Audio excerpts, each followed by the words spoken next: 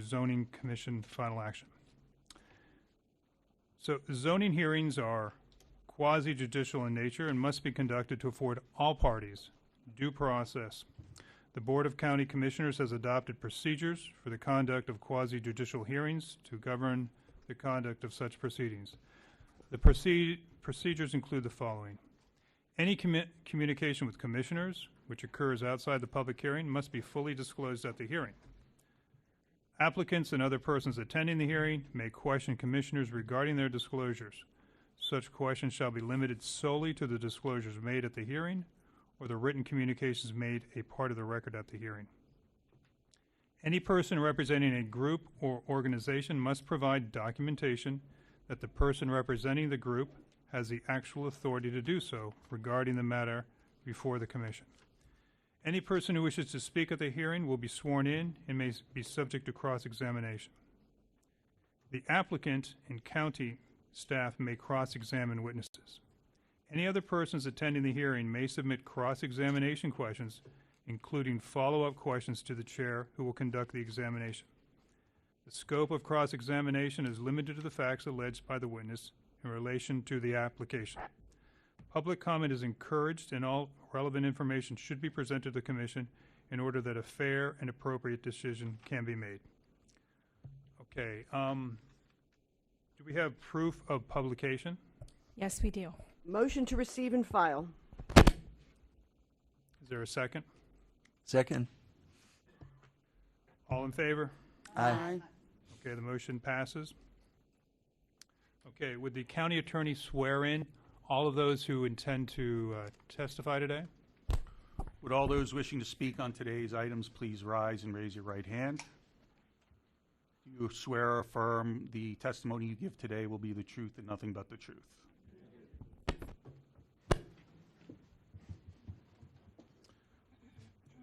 Okay, the next topic is the approval of the June 6, 2026 minutes. Motion to approve. Second. All in favor? Aye. Motion passes. Next item is the agenda approval.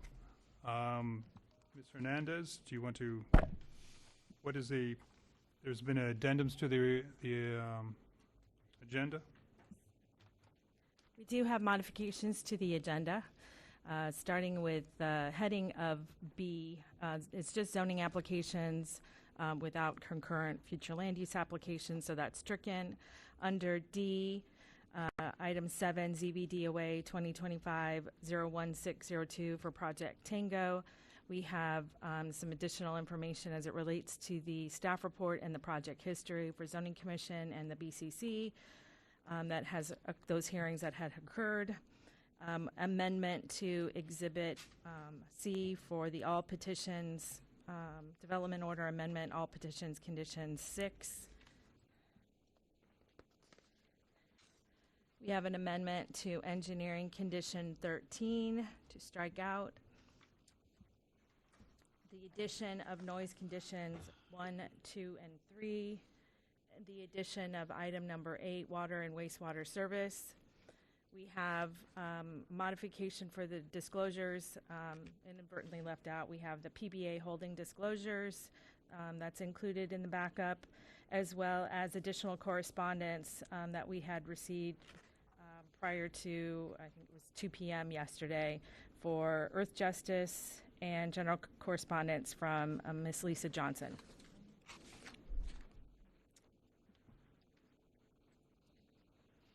Okay, are there any items, requests to pull any items from the consent agenda? Okay, so Motion to adopt the agenda. Second. all in favor? Aye.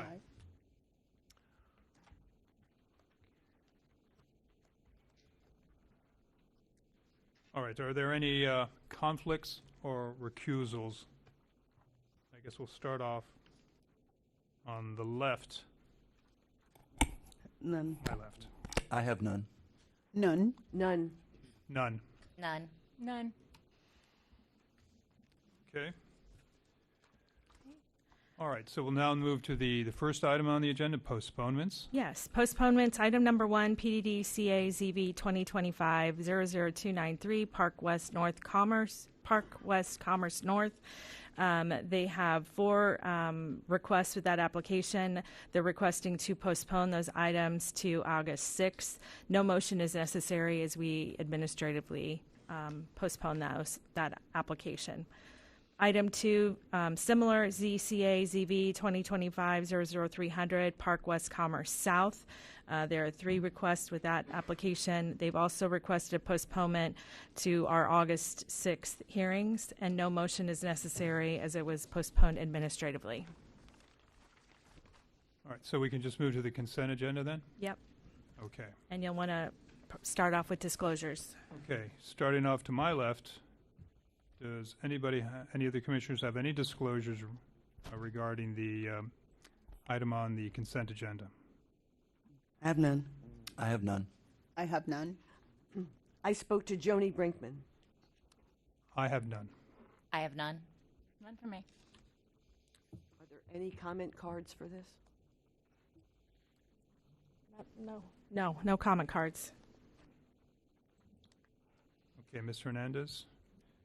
So item 3, ABN DOA 2026-566 is the Palm Beach Park Commerce. So the motion to approve the consent agenda would include item A and B. Okay, so we don't have to do an additional motion now. Just one motion to approve consent. Okay? Is there a motion? Motion to approve the consent agenda. Second. All in favor? Aye. Okay, so now we'll move to the regular agenda. Yes.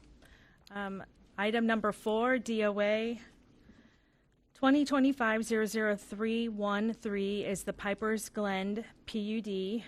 The request before the board is a development order amendment. We have cards on this one. I have no idea the cards. We do have cards on this one, so we can turn it over to the applicant first to do a presentation, and then staff. Okay, Good morning. good morning. Good morning, Josh Nichols for the record. We are the agents representing the Pipers Glen PUD and Palm Cove subdivision. So these do represent items 4 and 5 on the agenda, and if it's okay with the board, I'd like to present these both together. That's fine, okay. So we've got 2 requests. So the first request is for a development order amendment, and that is to remove 2.38 acres of land from the Pipers Glen PUD, and that is basically to create this enclave of a small subdivision of 7 lots.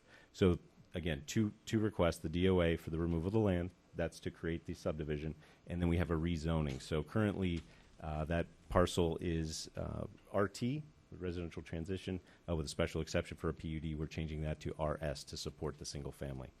So, and I also just want to make sure that we are not, I'm going to show you the site plan in this presentation, but this is really just on the rezoning side. So the site plan is administrative based on the permitted use of the single family. So this is a subject site, again, just over 2 acres. We're at the southwest corner of Pipers Glen Boulevard and Military Trail. We're surrounded by Tuscany Bay, which is 0 lot line and townhomes. They're at about 4 units per acre. Cascade Lakes to our north of Pipers Glen is about 4 units to the acre, and Delray Dunes is across Military Trail, and that's single family. Again, just kind of honing in on the site and location. So, some background on this parcel. It's as you can see, it's not really connected to the rest of the Pipers Glen PUD. So, back when this was originally built, they didn't have a presence on Military Trail. So this was the parcel that supported the entrance feature sign. So I'll show you what that looks like in a few. But so that's why this was kind of disconnected. The Pipers Glen PUD, they no longer had a use for the parcel, so they sold it off to Palm Cove Builders. So the current land use is MR5. That remains the same, no change there. Existing zoning is the RT, as I mentioned, and going to RS to support the single family. So you can see Pipers Glen PUD, it's about 650 acres in total. and you can see where the sign parcel was. So it's basically giving them the calling card over the course of time out on Military Trail. Again, no need for that sign anymore. It's already been demolished, and the site is cleared as we speak. This is what the sign looked like before it was demolished. So, again, just going over the property details. So 7 single-family homes. So that's what we're proposing. Again, the density MR5, it allows up to 12 lots. We're only proposing 7 lots, so that's a 42% below the permitted density. And again, we're surrounded by 0 lot line and townhomes, which are actually more intense than the proposed use. We have our driveway access connection to Pipers Glen Boulevard with an emergency access out to Military Trail that's required for fire. Again, we're not reviewing the site plan at this point, but I do want to make sure that you understand what we are proposing as it would get developed. So you can see off of Pipers Glen, we have our driveway comes in. We have a dry detention tract to the west, single-family homes kind of in a line there, and then you can see the turnaround space for trash pickup, and also then the emergency access out to Military Trail. So pretty cut and dry. You can see the townhomes to our south and to our west. That's Tuscany Bay. What I would also say is one of the items that came up was the request for a wall around our single-family home subdivision, and we are proposing a 6-foot, what we're calling a concrete fence. So it's basically columns with slide-in panels. So we want it to be walled as well. So that will be part of the application. You can see the landscaping. Again, not part of this action, but wanted you to see what we're proposing ultimately. Here's a quick rundown of the public outreach we've done starting back in February of 2025 with Tuscany Bay's HOA, then on to Cobra, met with those folks twice, and then correspondence leading up to today, gone back and forth with a few of the folks at Tuscany Bay. Just quickly going through, we're in compliance with all of the requirements for the DOA and also the rezoning. So I won't harp on any of those. And we're in agreement with staff's recommendation and conditions of approval, and happy to answer any questions. Thank you. Okay, so are there any questions for the applicant? Not right now. Okay. So not at the moment, so. Would you staff- like a presentation from staff? Yes, okay.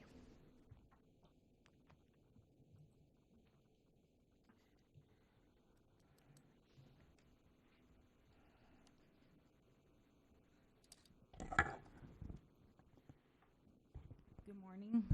Nancy Frontani from the Zoning Division. I'm here to present on both Pipers Glen PUD, DOA 2025-313, and Palm Coast Subdivision 2025-315. I don't have too much to add to the applicant's presentation.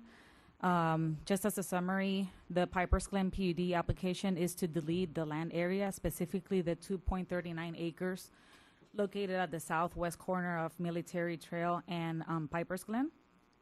And then the Palmco subdivision application is the rezoning of that deleted land area from RT PUD zoning district to single family, and the proposal is for 7 single family homes. And after publication, we receive numerous contacts from the public, specifically requesting information for clarification on the request.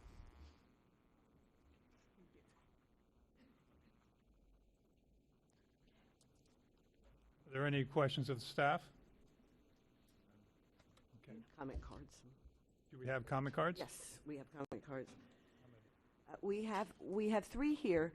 The first 2 come from the same person because they would like to speak on item 4 and 5. So we're taking the 2 together. If you could speak on the 2 together, that would be good. Paul Berliner to the first lectern, please, on one side, and we have Debbie Murphy on the other side. And please state your name and your address. And if you can, Mr. Berliner, if you could speak to both of those, your comments will be for both of those agenda items. Good morning. My name is Paul Berliner. I'm president of Tuscany Bay Homeowners Association. I'm 12182 Roma Road, Boynton Beach, 33437. I have a quick question on this. When this was proposed originally as a PUD of 640 some odd acres, this was not contiguous to the original development.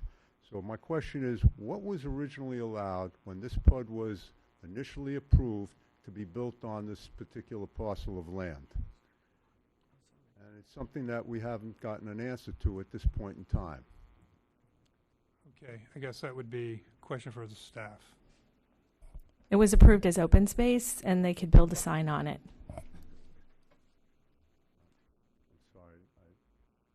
Do you have an additional question to that, Mr. Berliner? No, I don't. Thank you. Okay, thank you. Good morning, Commissioners. Debbie Murphy, I'm First Vice President of COBRA. My address is 10262 St. Andrews Road in Boynton Beach. COBRA, along with our member communities, including Tuscany Bay and Cascade Lakes, have met more than once with the Pipers Glen PUD, known to us as the Palm Cove developers, and their agent, Smith Nichols Planning, to review their plans for the corner of Pipers Glen Boulevard and Military Trail. This is a unique property based on the size and location as compared to the typical project found in the Cobra area. While the original plan, which was presented as 8 single-family units, has been reduced to the current 7 units, that is definitely seen as a positive light. We understand the concerns expressed by neighboring communities as they relate to compatibility and drainage. Because the drainage is based on a gravity-fed system, we suggest that the language in the future HOA documents be such that the rear lot swales must be maintained through time, ensuring the effectiveness of the gravity-fed drainage system. With regard to compatibility, we appreciate the developer's willingness to continue their dialogue to mitigate any visual concerns from the southern adjacent property, which is Tuscany Bay. Thank you for your consideration in addressing the concerns of our member communities, and know that COBRA will help in any way possible to navigate through these issues. Thank you. Thank you. So, I get. And we do have one that does not wish to speak. The comment will be entered into the record. Okay, I guess for Ms. Hernandez and the applicant, there was, it seemed to be an additional condition requested by Ms. Murphy, as I understood it, in addition to what the staff had recommended. Is that the way you understood? Yep. Yes, she asked that there be some additional drainage monitoring. If I can, I thought I heard that in future HOA documents, she said. Yes. Not like that you had to do it, or we had to do it. Didn't she say that? So my name is Scott Cantor. I'm the Director of Land Development. So my office oversees the subdivision of land and those associated land development permits, which include what the drainage, for this subdivision would be. At this point, we're looking at a straight rezoning of a subdivision, and the engineer, when they submit for those development permits, they'll show what drainage patterns they show. So I don't know at this time if there's even going to be a rear lot swale.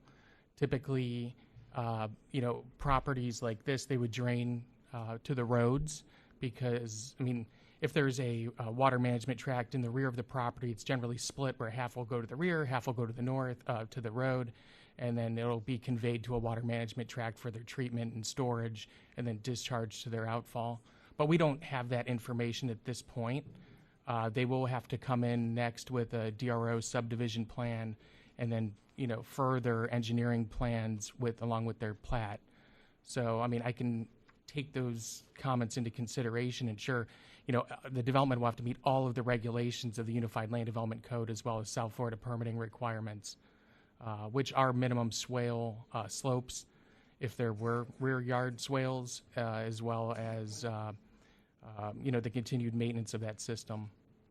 They will also have to have a property owners association So that association in that document would declare what the property owners are responsible for and what the HOA is responsible for. Does the applicant want to add anything to that? No, I think that was a comprehensive review of that. Thank you. All right, so are there any other, we've got all the cards, all the comments. Would somebody like to make well, we have 2 items before us. Yes. I'll motion to recommend approval of item 4A. All in favor? Aye. And, Passes. and to recommend approval of, motion to approve, to recommend approval of item 5A. Second. All in favor? Aye. Okay, motions pass. Okay. The next item that we have on the agenda under C ULDC revisions, item 6 is Fitness Center in the Commerce Flu. It's a privately proposed revision, and this is phase 2. So this was before the board before under phase 1. After it was heard by the Zoning Commission and your recommendation, it was presented to the Board of County Commissioners, in which they agreed for initiation. So now it is before you to evaluate the final language, and staff is recommending approval, so we can turn it over to the applicant to summarize the application. Make any disclosures first? Are there any disclosures on this?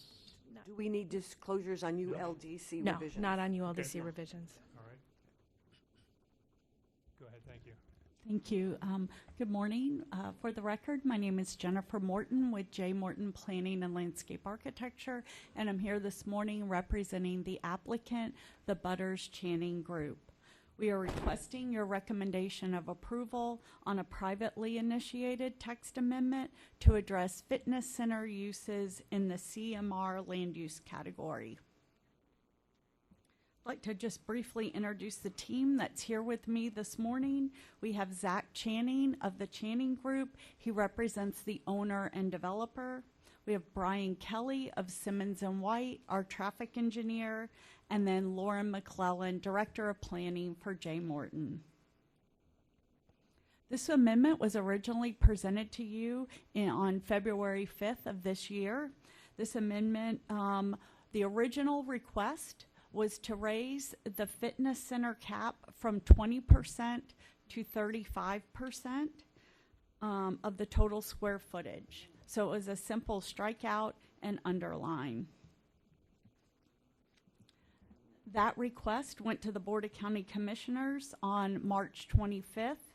There was for initiation. The board supported the initiation and asked staff to add language addressing commercial vehicle access and circulation and how it relates to pedestrian circulation. They also directed staff to consider eliminating the cap altogether. The proposed language went back to the board on June 17th for permission to advertise, and the board supported eliminating the cap on fitness center uses. And that proposed language actually included references to typical fitness center uses. The board asked staff to revisit that issue and also to add language addressing trip generation rate. So the language that we are presenting today replaces the commercial cap with 2 performance standards.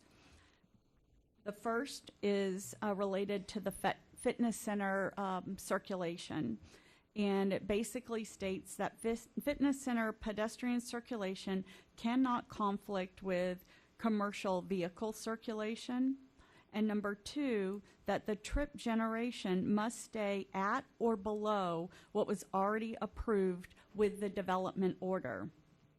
This directly responds to the BCC direction to provide flexibility in the uses that would be allowed in the fitness center category, while also protecting against uses that would actually increase the trip generation above what was originally approved by the Board of County Commissioners. So just to recap, this commission recommended approval on February 5th to initiate. The Board of County Commissioners also recommended approval to initiate on March 25th. And then on June 17th, the board recommended approval to advertise. And our clients have worked with staff to incorporate the BCC direction in the language that you see today. We respectfully request your support and a recommendation of approval to the proposed ULDC text amendment. And just in conclusion, before we started this process, we went out to the community and we received letters of support from both Cobra and BARC. That concludes my presentation, and we're here to answer any questions you may have. Would anybody like to ask a question of the applicant? Okay. Staff, you want to? Is there anything additional that you'd like to hear from staff? Just to clarify, there's no cap anymore on that. Nope. Okay, is there anybody We here? have- Oh, sorry, go ahead. Yeah, Yes. we have two comment ahead. cards, yes. We have two comment cards here. Dagmar Bross at one lectern, please, and Jim Knight at the other.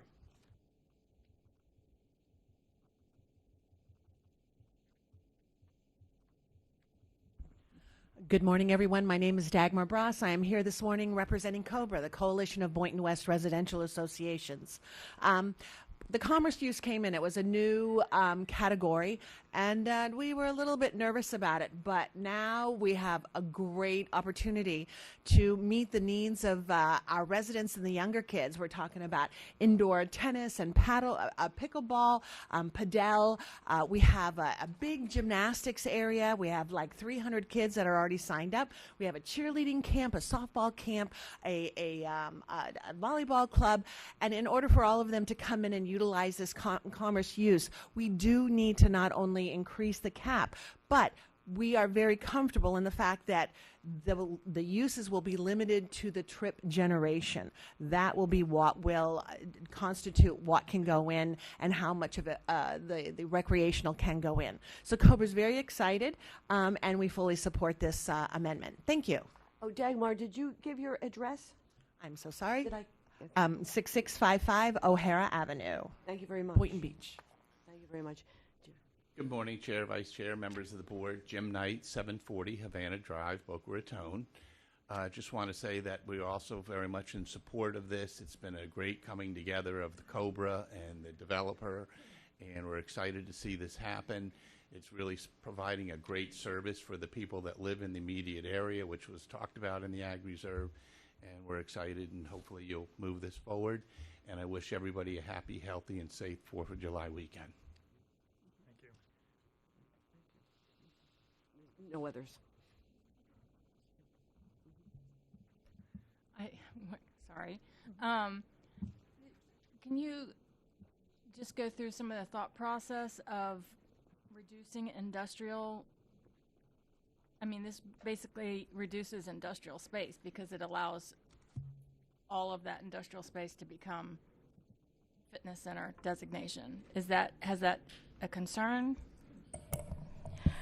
So staff met multiple times with our planning division going over this particular request and evaluated not just the fitness center, but all the potential uses that could go there. And there are a mix of uses that aren't only industrial, but other types of recreation and commercial uses that can go in the commerce future land use. None of those other uses have the percentage cap on them. But fitness center did. So what our conclusion was is that as the different uses come in, fitness center being one of them, it's an administrative approval, we will evaluate each one as they switch out, if they switch out from warehouse, to make sure that it's still within the intent of the commerce future land use and that it meets the traffic performance standards of the 35D as well as concurrency, adequate public facilities. So. Great, thank you for that. Any other questions? No. Is there a motion? I have a question for the just the attorney. The motion, we have to put A and B together. We went with LDRAB. We used to adjourn as the board and then reopen it as the commission, but take these two together? Now? Now that Yes. the zoning commission is doing everything? That's right, that's Okay. right. The zoning commission is sitting as the LDRAB now. I believe we abolished the LDRAB, did we not? Yes, Yeah. yes, but we used to adjourn as LDRAB and then Right. right. No, We don't we- have to do that here. We do not have to Great. do that. Thank you very much. You Then are I'll make- welcome. Great, I'll make a motion to recommend approval of the proposed ULDC request, and the zoning commission serving as the Land Development Regulation Commission pursuant to Florida statute recommends that the proposed ULDC revision is found to be consistent with the comprehensive plan. Second. All in favor? Aye. Okay, motion passes. Motions pass. All right. Next item on our agenda is item 7, ZVDOA 2025-01602, Project Tango. The request before the board today is the development order amendment. This was before the board previously in December for both of the requests, the zoning variance and the development order amendment.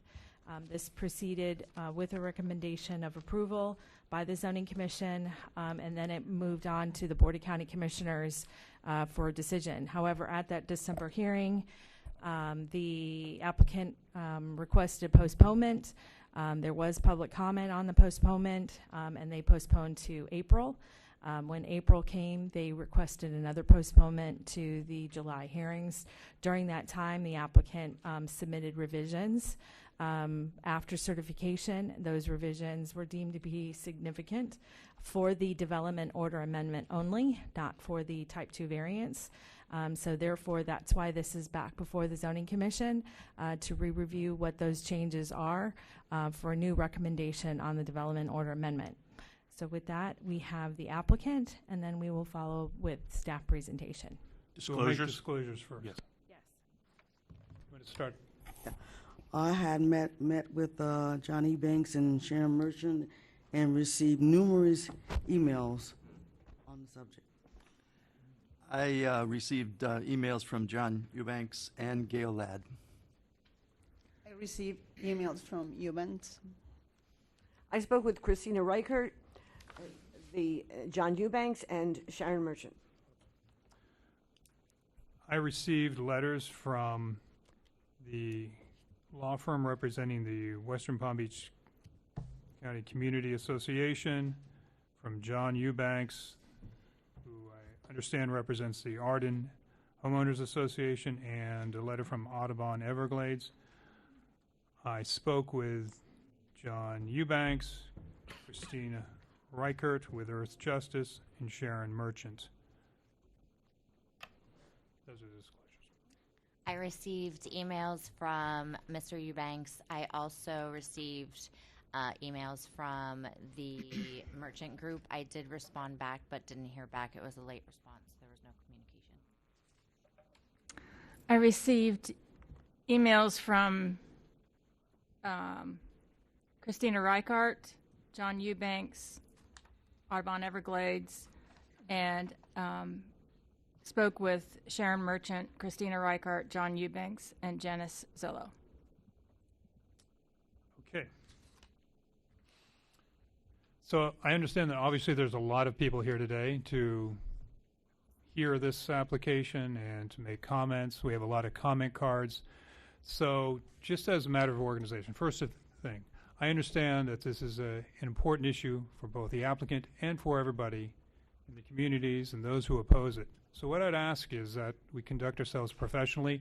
We as the Zoning Commission, we're here to hear the evidence and make decisions as to whether the evidence supports or does not support the applicant's request pursuant to the zoning regulations. So that's what our job is. So I'd ask, everybody's going to have an opportunity to comment and give what their views are. The way we'd like to proceed is the applicant will go first.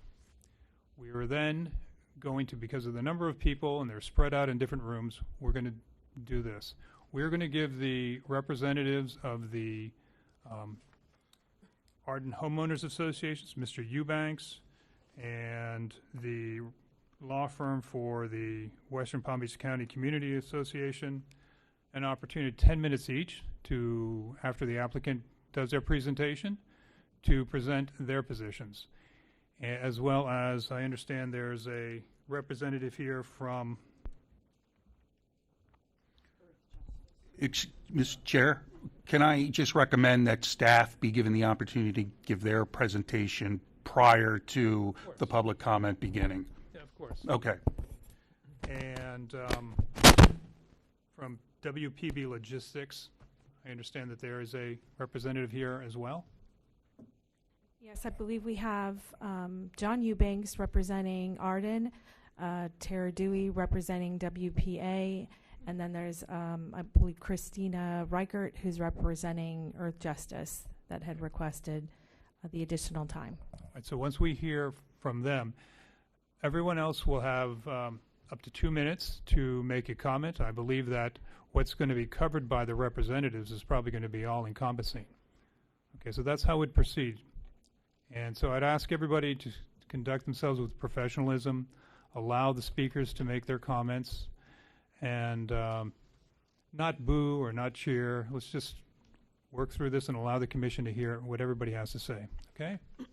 All right, so we'll start with the applicant, I guess.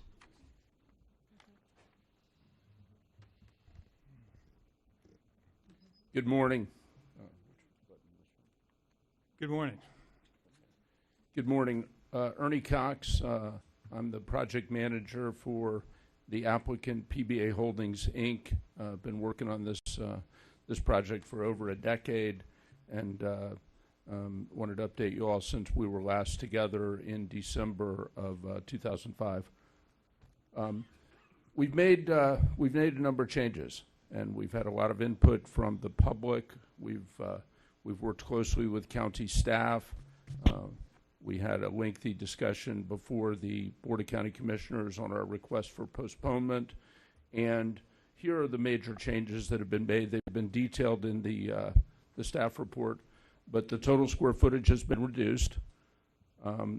The data and information processing, which has been, and I believe will be the focus of today's conversation, has been reduced significantly. We have increased the warehouse square footage. Don't believe we've got any objections to the warehouse use on the property. The focus has been on the data and information processing. We moved it further away. I'll show some pictures here in a little bit, the changes. Moved it further away from Arden and from the school. And then we put the warehouses that we're proposing on the eastern portion of the property. And then very detailed sound studies, health study. We provided and worked through very detailed engineering information on the closed loop cooling system that significantly reduces the amount of water to cool the computers.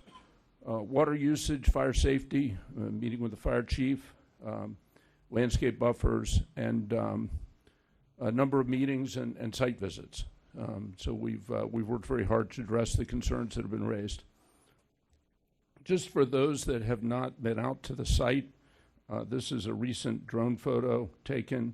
So on the left-hand side, you see the Florida Power and Light transmission line. That's the 500 kV lines that go from Turkey Point in Miami all the way up to the Georgia state line. And then crossways through that is another set of 500 kV lines, and then 230 kV lines, along with, you could see just to the south of the power plant, one of the two substations that's out there. This is probably one of the most connected electrical intersections in the state of Florida. So if a light goes on somewhere in South Florida, chances are those electrons came through this substation. Immediately north of the substation is 3,800, actually 3,750 megawatt natural gas power plant operated by Florida Power and Light. And then to the right of that, you could see the L8 flow equalization basin. That's the L8 reservoir. To the north of the power plant is the aggregate mining operation and crushing operation, use that's been out there since the late 1990s. Coming back into the site, The majority of it has been used for the last 5-6 years as staging for Florida Power and Light to replace those 500 kV lines, make them much more resilient. To the right, you can see the Arden community. There's a 200-foot buffer between Arden and the L8 canal. Then the L8 canal right-of-way is 500 feet wide. To the west of the L8 canal right-of-way is a 400-foot wide wildlife corridor that's owned by the Water Management District. And then you get to the edge of the property. Again, on this site, what you see in kind of bright white, that is the area that's being proposed for the warehouses. I'll show that in a minute. And then coming further west from there, you see those kind of dark piles. Let me see if this is I don't know if it works. You can see kind of the dark piles of dirt. That is an asphalt plant. That asphalt plant's been in operation for decades, and so each day they make asphalt on that big incinerators that heat it up, put it into a silo. Trucks then pick it up and take it out. To the west of that is what used to be a concrete plant, which is now being used for construction storage, staging, and trailers. To the south is another concrete plant. All of these operations are industrial in nature and relate to the mining operation that's been out there, again, since the late 1990s. And then you can see the new entranceway that's recently been paved, landscaped, and coming together. This is, again, a little close-up. You can see the asphalt plant and the concrete plant, and you can see some of the buffers that are on the site today, with, again, the power plant in the background. This is a close-up of the asphalt plant, and then a close-up of the West County Energy Center. This is the laydown yard I mentioned before. This is where the warehouses are being proposed under the revised application that we're discussing today. A little bit of project history. I'm not going to read all these, but 2016, the comprehensive plan was changed to Economic Development Center, EDC, and the zoning was changed to Multiple Use Plan Development, MUPD. And at that time, we were proposing to do 100% data and information processing on the site. We came in 2017 at a staff level, because remember, there's certain things that get decided at the Board of County Commission level and then certain things that get decided at the staff level. Board of County Commission level approved, at that time, the first phases, 2,020,000 square feet of EDC uses in the master plan. And then underneath that, we got a site plan approval for 1.2 million square feet of data center. Time went on, and one of the challenges that we ran into was that the Florida Power and Light transmission system had a little bit of trouble with the Wilma storm, if you all remember that. And so FPL then went to the Public Service Commission, got permission to improve those power lines, and that's where we used the, the storage for the power lines. 2022, we had a warehouse developer come to us, WPB Logistics, and wanted to build warehouses on the site, and so we worked with them and with the county staff to convert the site plan to 1.2 million square feet of warehouse, and at that time, 206,000 square feet of data and information processing. January of 2025 came back before the county to add those areas in front where the asphalt plant and the concrete plant is, to convert those to EDC uses, all in accordance with the comprehensive plan designation. And then in December of 2025, we were here before you with a proposal, and since that time, we've actually reduced the overall intensity by about 97,000 square feet, decreasing data center and increasing warehouse.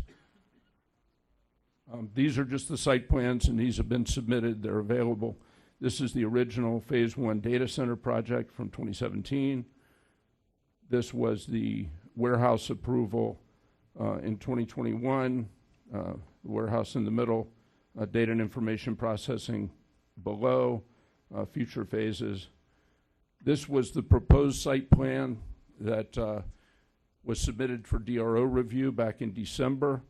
And you can notice from this on the upper side of the property, you can see that 400-foot wildlife corridor owned by the Water Management District.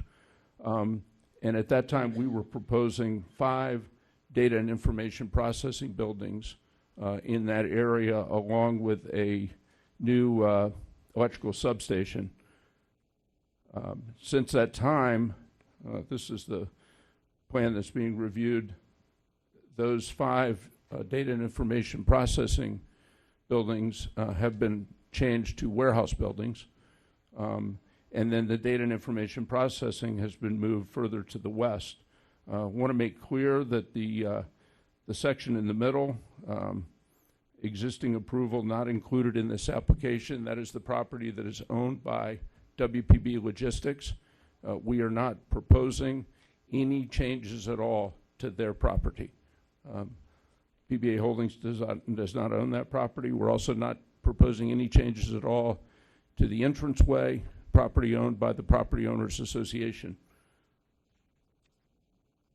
So really, when we talk about what's being discussed today, the green is the part that we're proposing to change.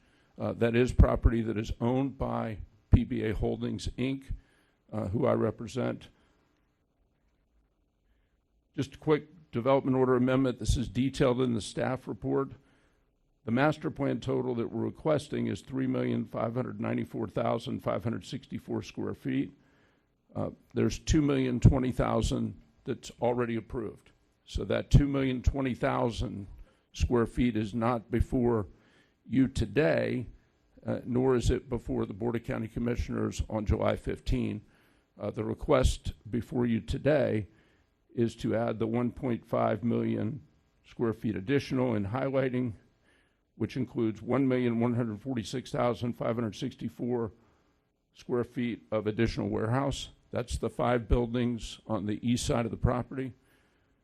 To add 280,000 square feet of data and information processing, and to add 148,000 square feet of minor utility.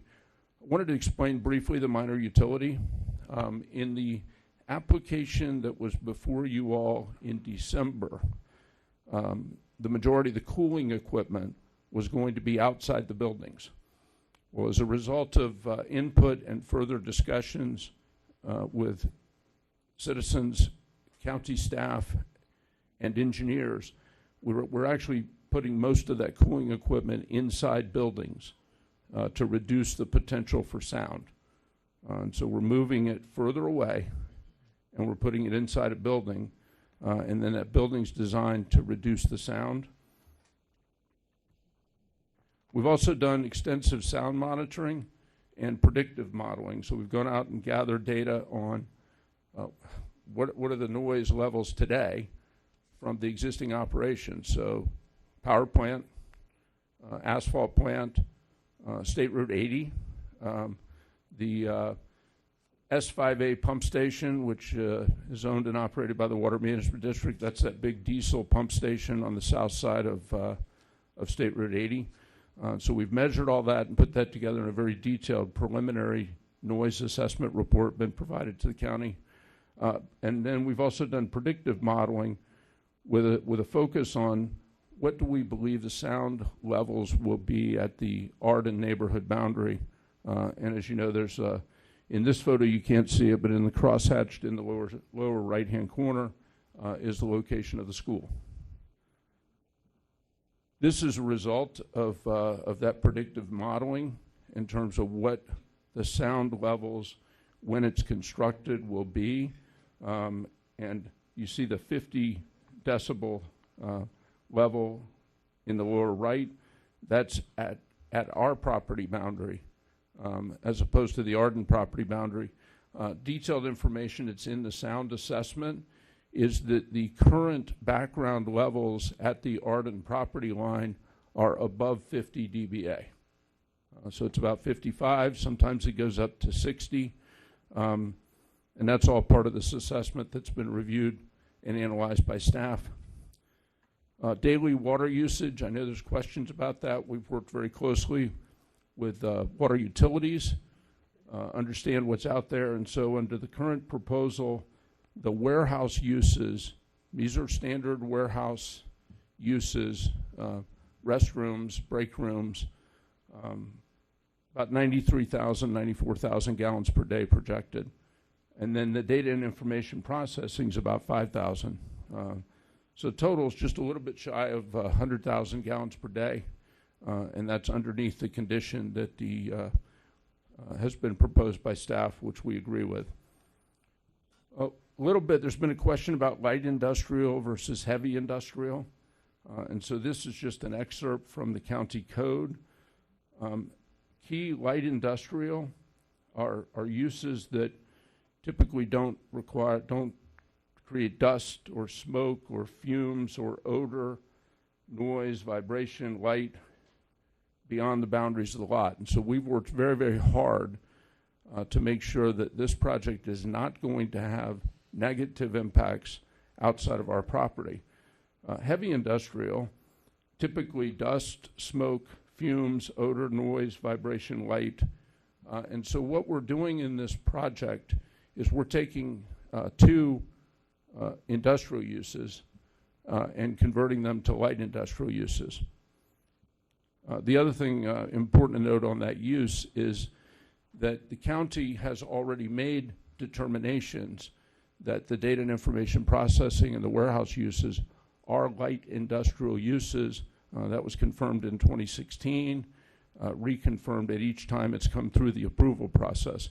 And I think it's important, I'll pause there for a minute, is that there are data center operations around the United States that are heavy industrial uses.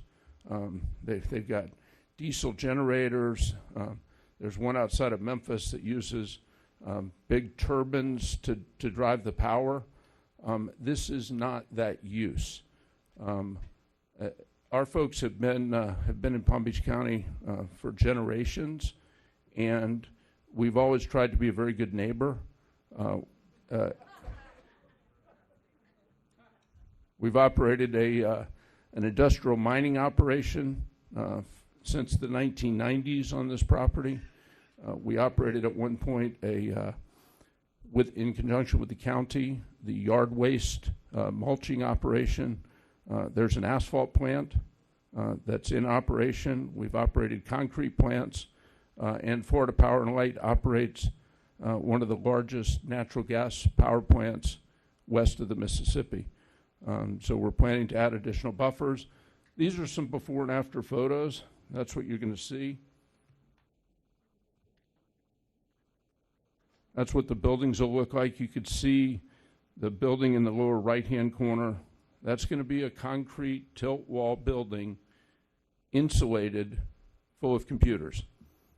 And then to the west of it is the building that'll have the cooling equipment further away and actually blocking the power plant. This is what will replace the asphalt plant. A little bit about landscape buffers. This is what you'll see from the from the Arden berm. The buildings themselves will actually block some of the power plant. This is kind of what you're going to see if you're sitting over there. We took these photos. This again is what you'll see instead of the asphalt plant today. That's again looking at the berm from Arden towards the project. You could see the power plant stacks at the top. And then I wanted to point out, we had worked with the county. There's this, I'd mentioned before, this wildlife corridor that's owned by the Water Management District. About 10 years ago, we did what we called a pilot planting plan with the county, where we actually came in to see what plants would grow in that soil. It's essentially beach sand from 100,000 years ago, dredged from the bottom of the L8 reservoir. And so this is a mixture of Florida native plants, oaks and pines, and just wanted to show what this buffer could look like. And as we work our way through this, we'll be adding buffers and planting additional plants to minimize the visual and noise impact. So conclusion, we've made a lot of changes since December. We're before you then. The project that you recommended approval for met all the county code requirements then. It does now, but we've made additional commitments and additional modifications to reduce potential impacts. We're asking for recommendation for the development order to increase the master plan. We've addressed the concerns. I also wanted to mention the data center construction jobs. We're looking at about 5 years of construction. We anticipate about 1,700 construction jobs during construction. It'll be well in excess of $2 billion worth of construction. Permanent jobs, about 500 to 600 permanent jobs operating the facility. But probably the most important is the capital investment that will be paid through the real property taxes and the personal property taxes is anticipated to generate hundreds of millions of dollars a year in ad valorem tax revenue for the county, with minimal impact or a need for public services. And so again, this project meets all the requirements of the comprehensive plan. It meets all the requirements of the land development code, meets all the requirements of the planned unit development, and as confirmed by county staff, meets all the county requirements. And as the chair mentioned at the beginning, in a quasi-judicial proceeding, you've got to look at the comprehensive plan, the code, the PUD, and does it meet those standards? And so we would ask for you to make a recommendation as proposed by staff, and we are in agreement with the conditions that have been proposed by staff. Happy to answer any questions, and I would like to reserve a few minutes for rebuttal, if that's okay. Of course. Thank you very much. So, any questions of the applicant? Not right now. Okay, I have one question, actually, to start off. Just one thing I didn't quite follow is, in the staff report, it states that the applicant is seeking to increase the data center square footage from 206,000 square feet to 1,032,000 square feet. That's what I understood. Is that incorrect? So the master plan is approved with 2,020,000 square feet of economic development center uses. Those uses could be warehouses, they could be data center. There's a list of the different uses that could be in the 2 million that I have in the staff report. After that master plan approved that is by the board, the code requires that all site plans be approved by the development review officer. So since the board master plan has been approved, they came back in and they site planned 1,200,000 square feet of warehouse and 206,000 square feet of data center. That's what's currently site planned with a development order. The remainder, the difference in that square footage has not been site planned yet, up the 2,020,000 square feet. But they could come back in, which they are currently in right now, to site plan the remaining square footage that would bring them up to the 2,020,000 square feet that the board approved on the master plan. Okay, so do you want to have the staff do your presentation then? Thank you. Okay, thank you.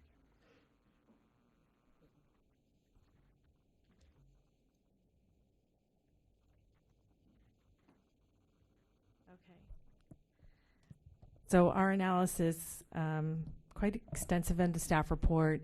It's in a little bit of a different format, as you may have noticed, because I do have strikeout and underline in the report.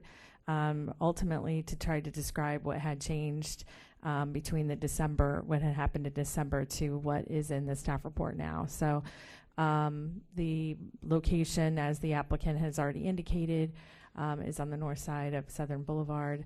The acreage of the overall MUPD is 202.67 acres. There were two requests. One was for a type 2 variance to allow modification to the parking calculation from 1 per 100 square feet of data center to 1 per 2,000 square feet of data center, regardless of the proposed square footage. That would apply to the overall development of 202.67 acres if they propose data center for that development. That was approved in December. It's not effective yet, but it was approved.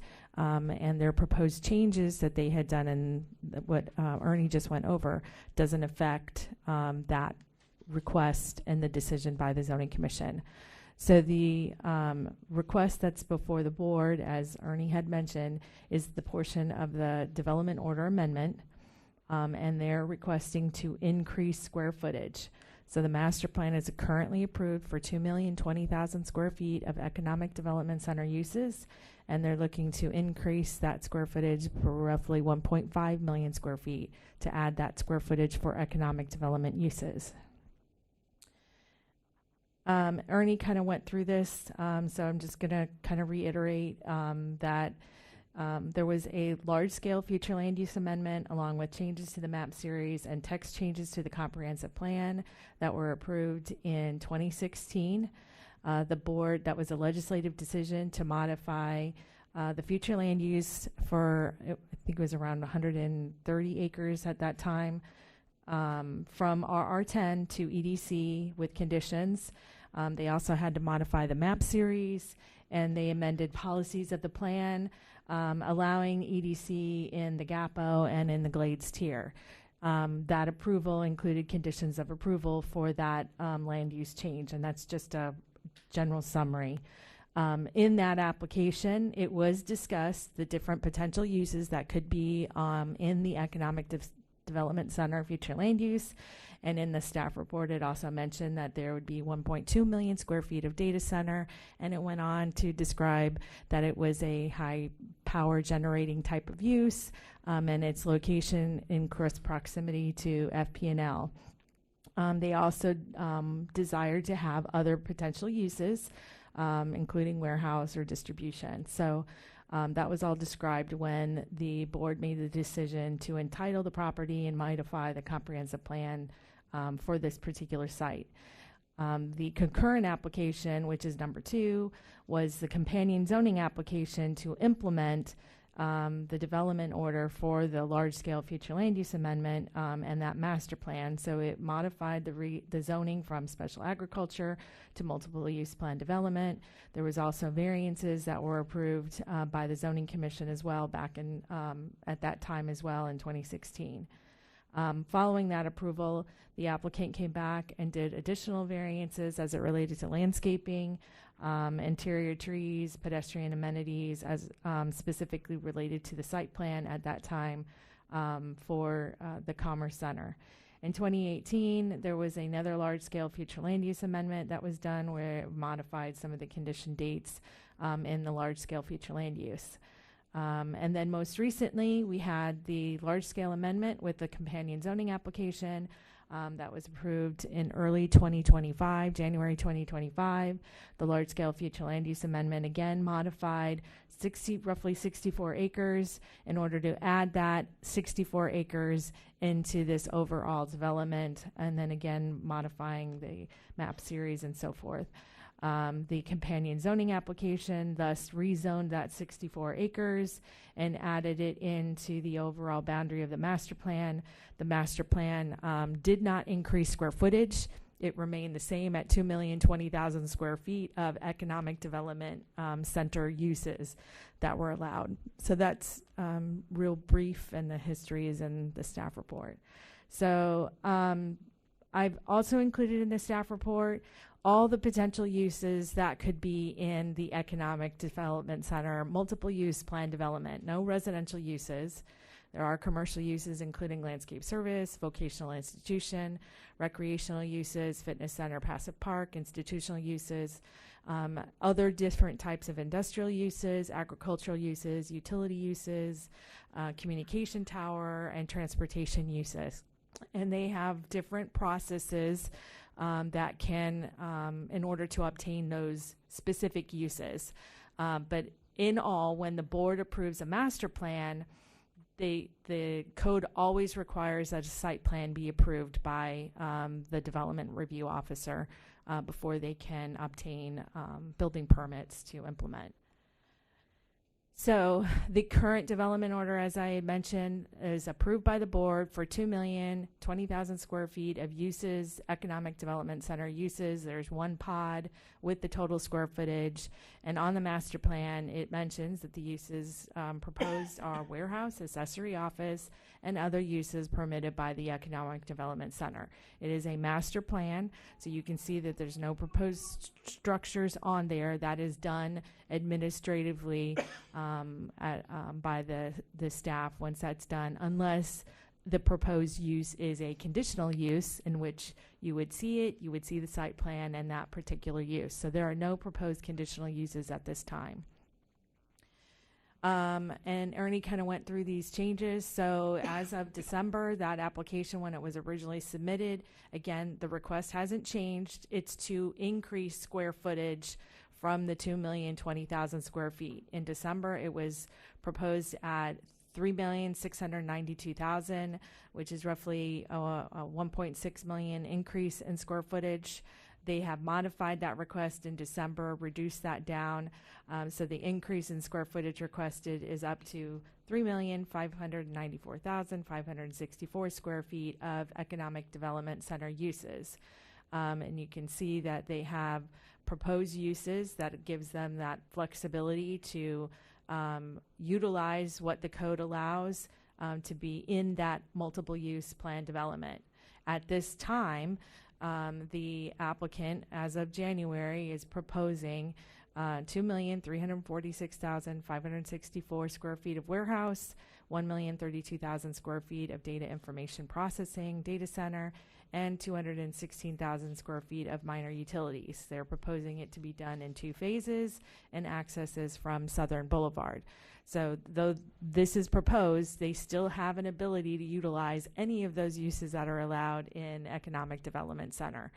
So this is the site plan, with it north being on the left side of the screen, east being on the north side of the screen, and you can see that it is just a master plan. It just doesn't show the locations of the buildings. It's one pod with the total square footage of the 3.5 million square feet and the potential uses that could be on the site.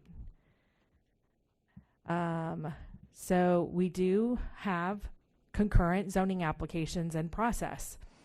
So we have this application that's proposed with the 3.5 million, almost 3.6 million square feet. We have a pending administrative application that would site plan the 3.6 million square feet, and that is contingent on a decision by the Board of County Commissioners. We also have 2 applications in to modify the current site plan that is approved with the development order, as I'd mentioned, for the 1.2 million square feet of warehouse and 206,000 square feet of data center. The request is to increase the data center use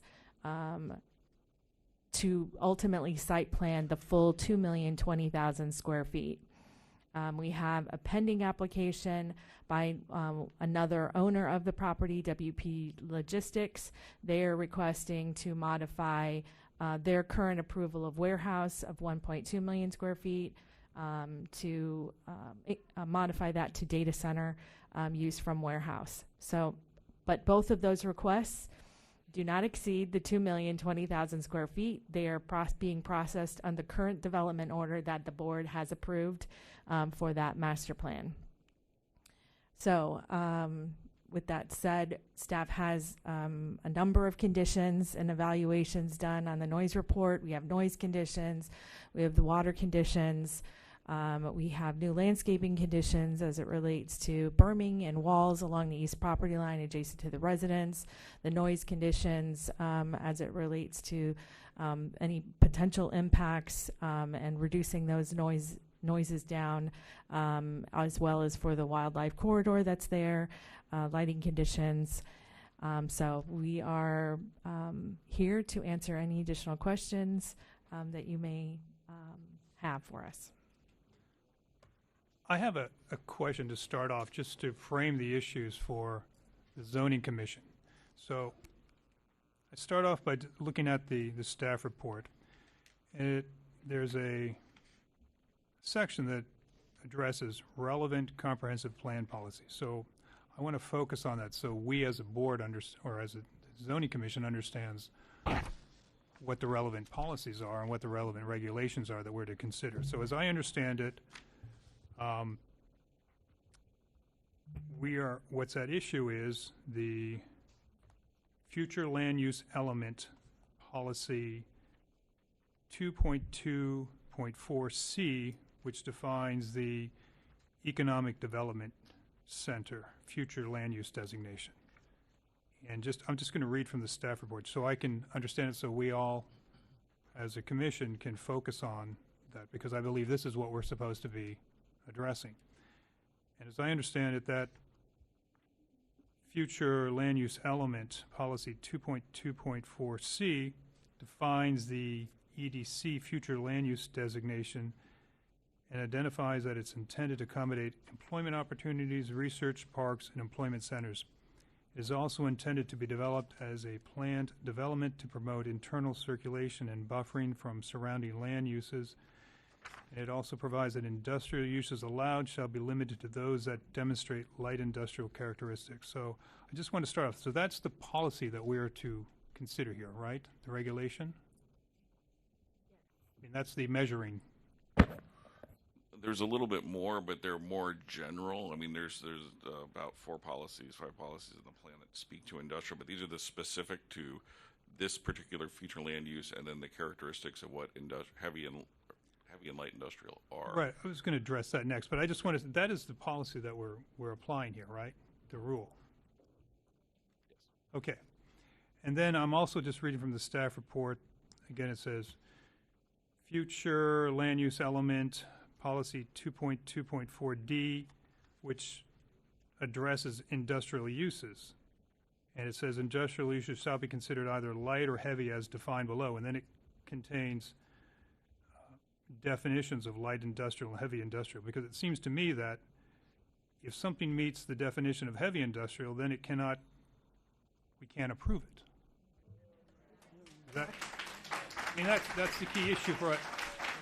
You know, folks, this is what I addressed, okay? I'd ask everybody I appreciate the passions, but we're trying to focus on what the policies are here and what the evidence is and what the issues are we're to consider. Because this is not whether we like something or don't like it. It's what are the regulations and does the evidence meet that or not? So, again, so policy 2.2.4D addresses what light industrial and heavy industrial uses are. Is that correct? Yes. Okay. Mr. Chair, can I follow up with that? When was this part of the comprehensive plan revised last regarding light and heavy industrial uses? Let's just ballpark it. I know that there's language that's been added to that more recently to help further clarify that. Don't recall off the top of my head. I can get back to you on that. But it's been a few years. Well, yeah. I mean, I would say it's the general concepts about the distinction has been there for a long time. I think there have been a couple of tweaks. I just can't recall exactly when they've been done in the past decade or so that just further clarified what was there as we've gotten more savvy about industrial, because, you know, if we go back 20-something years, there was only one future land use that was industrial, and that was all of the above. There was a realization, though, that under economic development center, there could be so-called light industrial, relatively clean uses, more like business park, like what we're in here at Vista Center. that didn't necessarily need the full industrial, the concrete batch plants and those sorts of things, but that were more contained type uses. And so that was why there was a look towards getting something that allowed for lighter industrial uses from a future land use perspective. So that was about 2000, 2002 that those were actually inserted into the plan. And then there's been a slow refinement over time. Right. When this property went through its last major flu and the flu change, in 2016, the map change in 2016, but this was the definition then, though, heavy industrial versus light industrial. Generally, yes. And I think that we could assume a legislative understanding that the heavy industrial uses that were historic on this property, including the rock mining, the asphalt milling, and the concrete milling, would be changed to light industrial uses, which have a very different kind of vibe to them, right? Right. In fact, I think that's one of the key distinctions is staff has looked at this as, with the mining approval, the batch plant that Mr. Cox had discussed, that this is currently effectively a heavy industrial, very lightly used as far as the expanse of the footprint. The concept is to make it so it's a vested approval, and the concept is to take it to this light industrial, which brings it into conformity with the future land use and functions as an EDC use. Right. So my sticking point, and so the other commissioners understand where I'm coming from, when this came in before, I was conflating the two. And I think that there's been some conflation of the two because a lot of the presentation is we're not as noisy as we're no more noisy than what's there now. The problem that I'm seeing is that light industrial uses are enclosed in the building and do not have impacts beyond their border, whereas heavy industrial uses do create noise, dust, vibration, and Arden would be coming to the nuisance if it were still a rock mining and asphalt milling pit. So my question is, and in 2016, when this land use map was changed, we didn't have high intensity data centers that we do now. I don't know. So my question is this: has the staff had an opportunity to address the difference between what were normal server farms in 2016 and the new breed of higher impact data centers that we're seeing across the country now? I could tell you that in 2016, when this was looked at, and this was, I think, made in Mr. Hernandez and Mr. Cox's presentation, is that at that time, we put it in quotation marks in the staff report as a data center, because usually we just deal with a very high level. Is it industrial? Is it commercial? That type of thing. The term that was used was data center, which did not comport to a use in the ULDC. The zoning director at the time made an interpretation that wound up being this data information center. And so we understood it to be that. That was the classification. So that is the way that the planning division reviewed it. The way it was presented to the board was, we understand it's this, but it generally fits into this use, and we understand how that use is. So I think maybe I'm restating your question, is the current understanding of what's coming, does it still fit into that use category, which is a little bit beyond the plan, but it still has plan implications? Right. We're looking at it. I mean, the thing that we have is we have the application that's in front of us. We have the information that's made available to us. We don't necessarily have all the information that's been made or is being made and being presented in public. But what we consider and evaluate is the information, the application, the staff materials, and the conference plan and the ULDC. Sure. And as a zoning commissioner, what's in front of me is whether or not to recommend to the board that data centers should be considered a light industrial use. Is that the question? I mean, that's the question before me, and whether there's competent substantial evidence that supports that I would tell you that recommendation. the existing understanding that staff has had between the planning and zoning divisions is it is a light industrial use. I think what's before you is this specific application, and is there competent, substantial evidence supporting the conclusion that staff has made that this is a light industrial use? Right. That's not yes, that, that's as a you more went a lawyerly little, way of you saying seem it, to have gone a little beyond that, but your decision is based on this specific application and the information that's been presented to you. Thank you. Finish the question. Do you have any other questions? Any other questions of the staff right now? Okay, we have the representative of the Arden Homeowners Association, Mr. John Eubanks. Guys, As a quick point of order, do you want the other lady to go and then both of us that are related to who's the other lady? the person that was here for LPW asking that this be stated? Hold on. Bear Then, with- I'm then we sorry. can have ours back to back if that works. Say that again? I'm sorry. Then we can have ours back to back. Instead of having me, and then I think the way they were listed was the other person who's objecting because of the property, and they're in the middle of the lawsuit.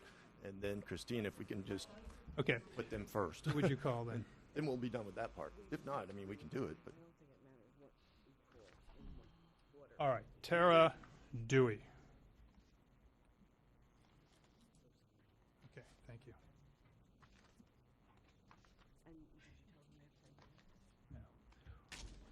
We'll tell her. So, Ms. Dewey, we're going to give you 10 minutes right now, okay? I greatly appreciate that. Thank you so very much. For the record, my name is Tara Dewey.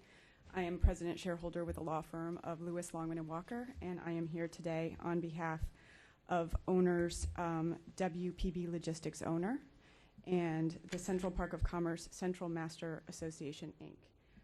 Again, I do appreciate the time to participate more fully in the hearing. Thank you. I don't expect to take all my time because I know we have a lot of folks who are going to speak today.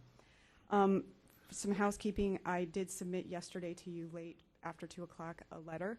I'd like to introduce it into the record. I have copies, and I'll go over it in my presentation with you if you'd allow me to submit it for the record. Sure. We need a motion? Motion to move and receive, receive and file. Second the motion. All in favor? Aye.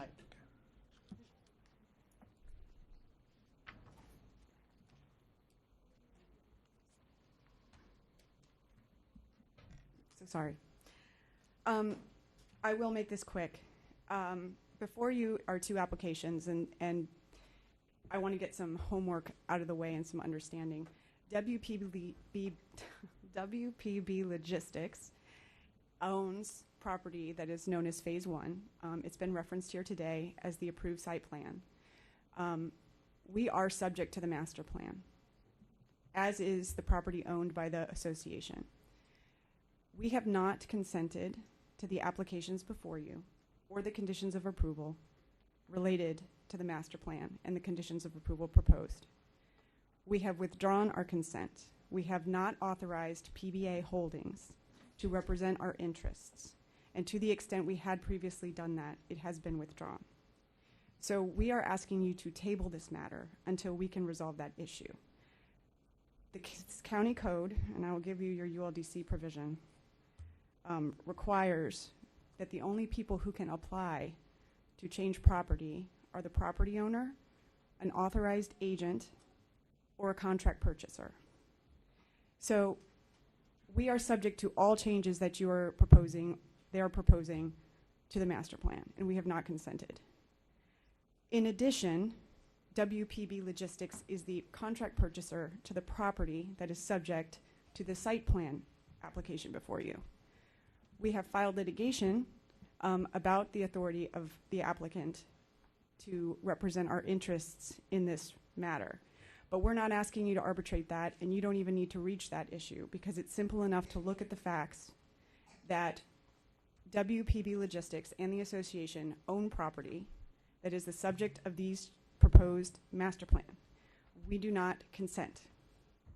So the fundamental requirement of Article 2, Chapter A, Section 3 of the ULDC, which says applications may be submitted to the zoning division by the following authority: PBC official, owner, agent who is authorized in writing to act on the owner's behalf, or person having a written contractual interest in the land. We are the owner. We do not consent to the master plan proposals. So we're asking you to table this until that issue can be resolved because the application is incomplete as it currently is before you. And to the extent I can proffer questions through you to staff is I would ask what evidence is in the record to demonstrate our consent to the changes that are being proposed to the master plan and to this application overall, which has not been withdrawn. And I would ask the extent that these conditions of approval to the master plan, how would they impact the existing site plan and the site plan we have in process? So because I believe the answer to that question is they will, it is inappropriate for the county to continue to process these applications without our consent. So that is our request for you today. I'm happy to take questions. As I said, it was brief, and I think the letter speaks for itself on that behalf.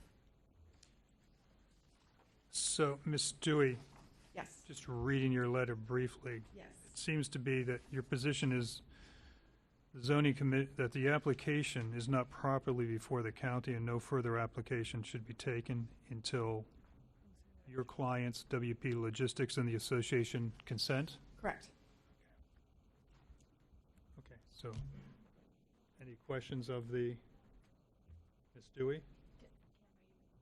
Well, we're going to talk with it. Because I think the county attorney needs to respond to this. But before you do that, did anybody else have any questions of Ms. Dewey? Okay. So as I understand it, Ms.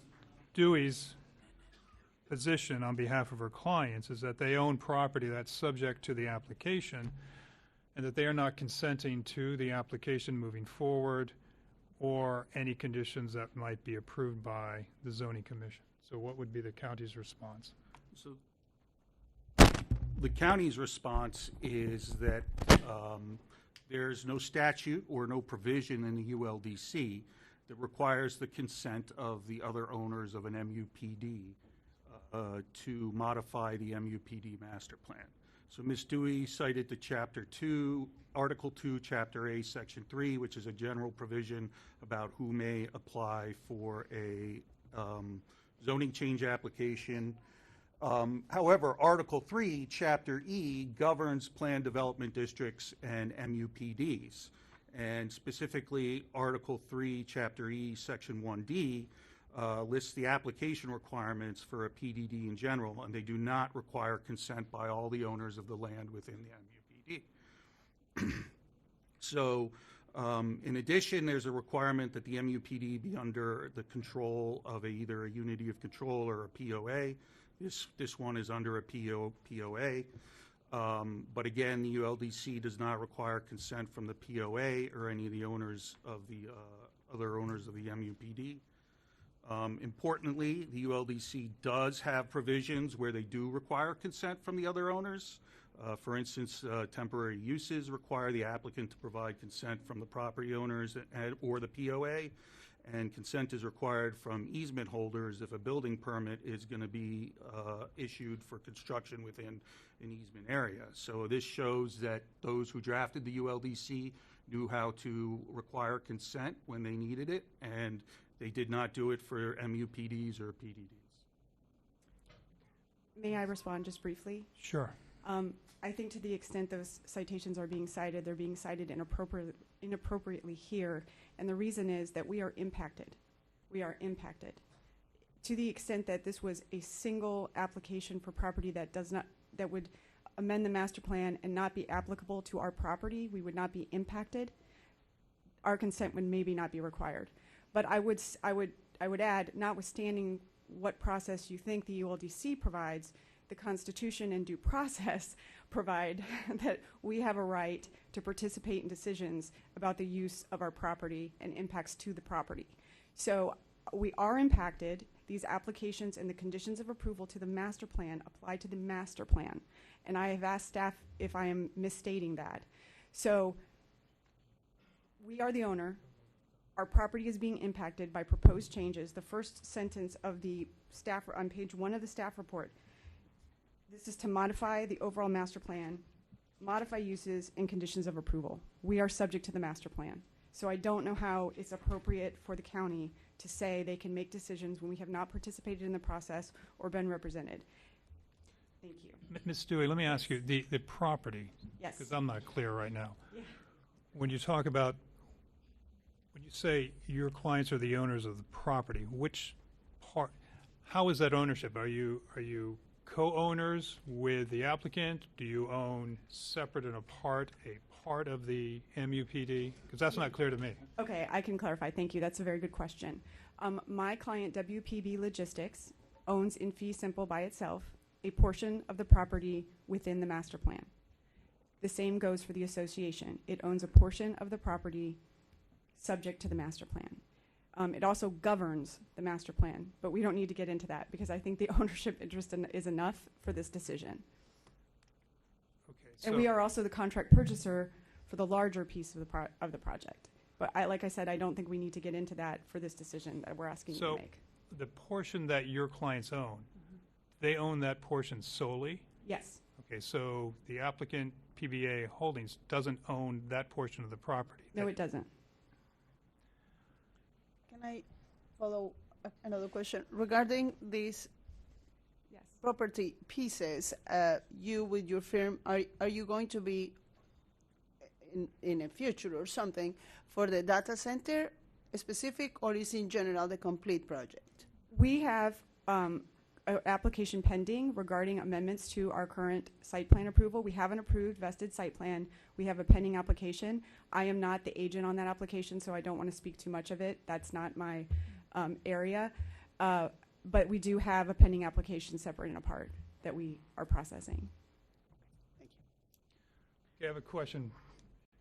In light of what Ms. Dewey stated, I understand your point that not all the owners of a property need to agree. I guess if there is one party who controls a property, there could be minority owners. The way I'm understanding your response is that you don't need to consider them. But what I'm hearing from Ms. Dewey is that her clients own 100% of property that's part of this application, and that PBA Holdings, the applicant, does not own that property that Ms. Dewey's clients own. So Ms. Dewey's client owns property within the MUPD. They do not own the entire MUPD.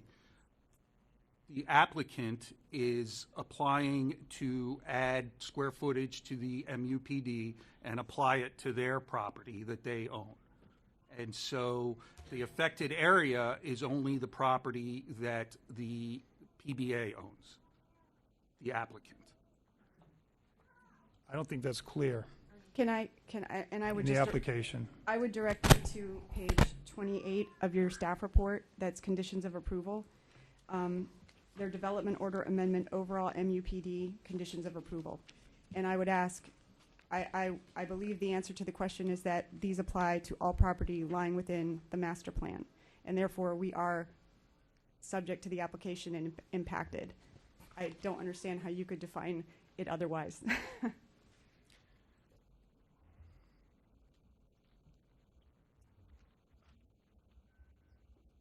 Okay, I don't understand how we can proceed if her client owns property 100% solely, and what we're being asked to do is consider actions that would affect her client's property that her client's not asking for.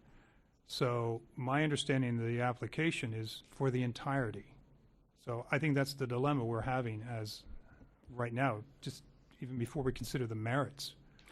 Well, as I said, the code allows you to proceed. So Well, no, I didn't quite hear that. What I understood is the code allows us to proceed if there's co-owners of properties, but what I'm hearing here is that there's not a co-owner. that is not what I meant to say. So what I meant to say is that if there are multiple owners within an MUPD, a owner within the MUPD to amend the MUPD does not need the consent of all the other owners within the MUPD.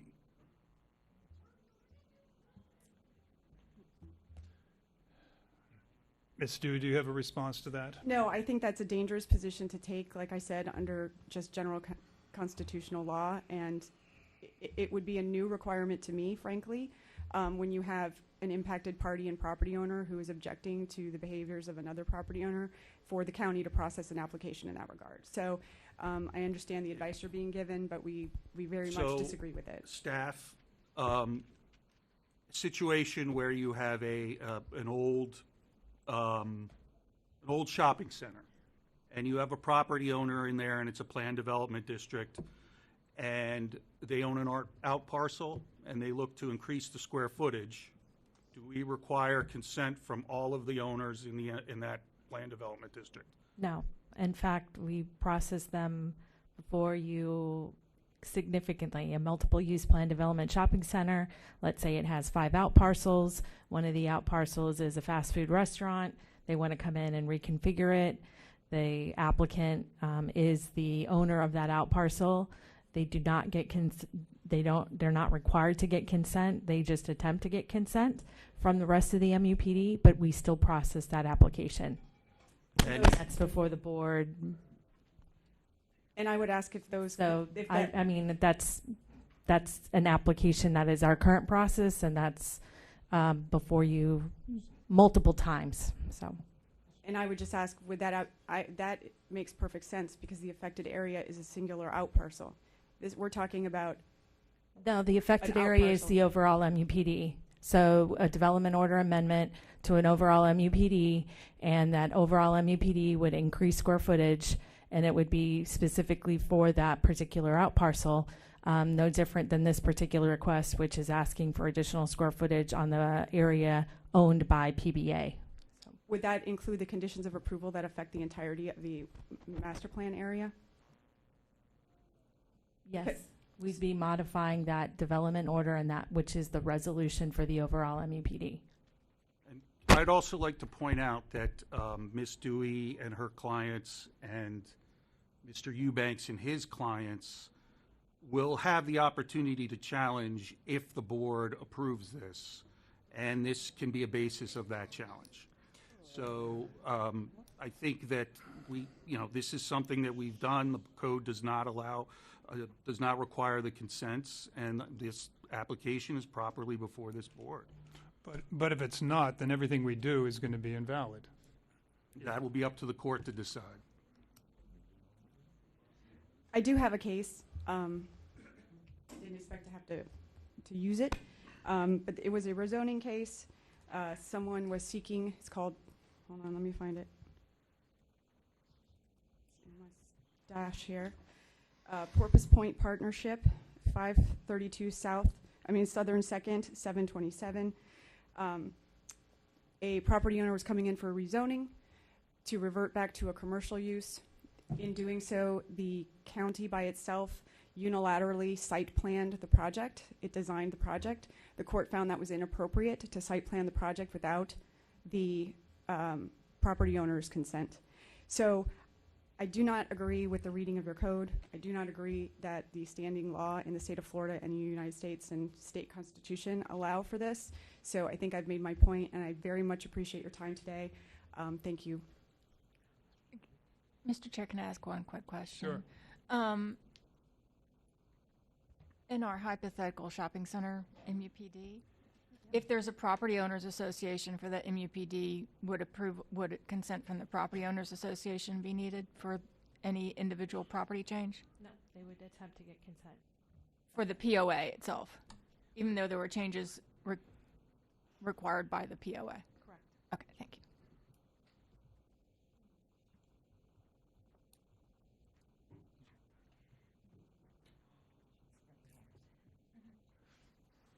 I have another question. In terms of, I see the things in a physical thing.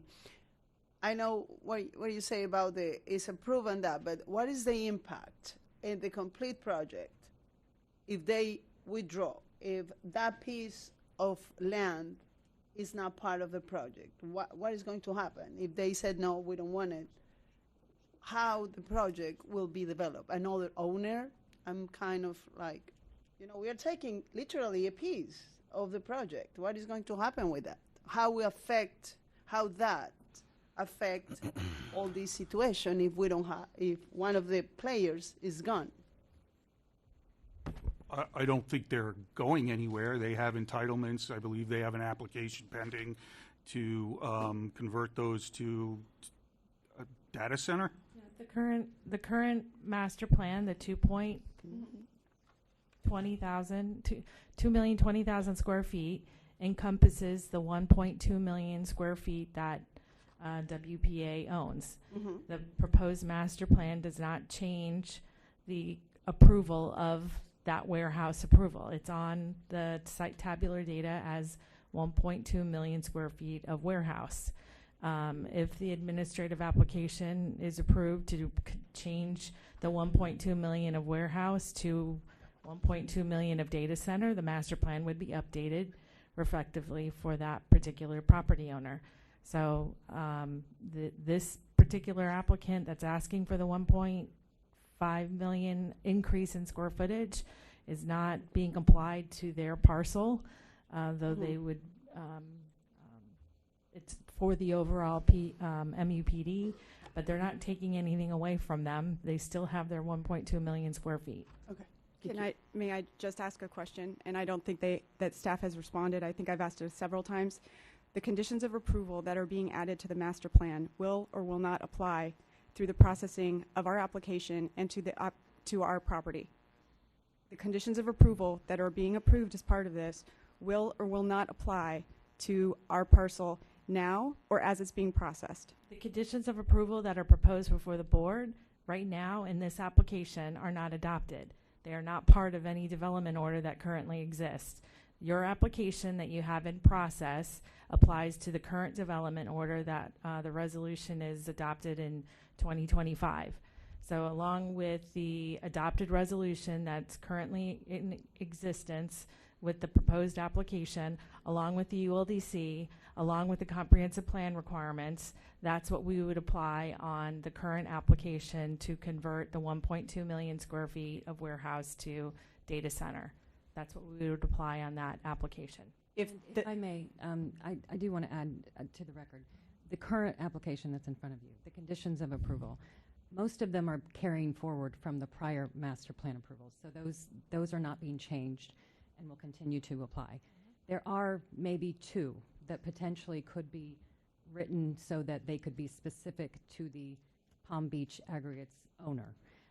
Other than that, there's nothing that potentially could be that your client would have to be responsible for. So it's possible between now and then we can work on the conditions of approval and make sure that there is no impact to that parcel, to And that owner. Thank you. I'm sorry. I didn't mean to interrupt you. I would say, though, the response was it's not yet adopted. The process is ongoing, which is headed towards adoption. So if adopted, while our application is pending, as it currently stands, would those conditions be applied to us? And that's what I was trying to let you know, that the idea would be that if there was one, then I would believe that you would object to those at the board, at the meeting. In between now and BCC, we can work on the conditions to make sure that anything that looks that it could be applied, that potentially could be applied to the West Palm Beach. I think we would have to know exactly which conditions of approval that you're opposed to, and what you believe would impact, because many of the conditions of approval that are included in this would also be applied at the DRO because they relate to concurrency, and the obtaining concurrency, regardless of it being a public hearing process or not, and as well as implementing the comprehensive plan policies to make sure that any use within the EDC is contained and it maintains as a light industrial use. So again, just to restate, as you can hear, there is an implication to us and our property. We have not been party to this discussion.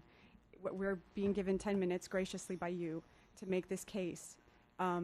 It is not appropriate to move forward without our ability to understand and participate and understand fully how this is going to impact our property. We've not been given that opportunity. We do not consent to this application, and I don't think anything that staff has said, we appreciate it.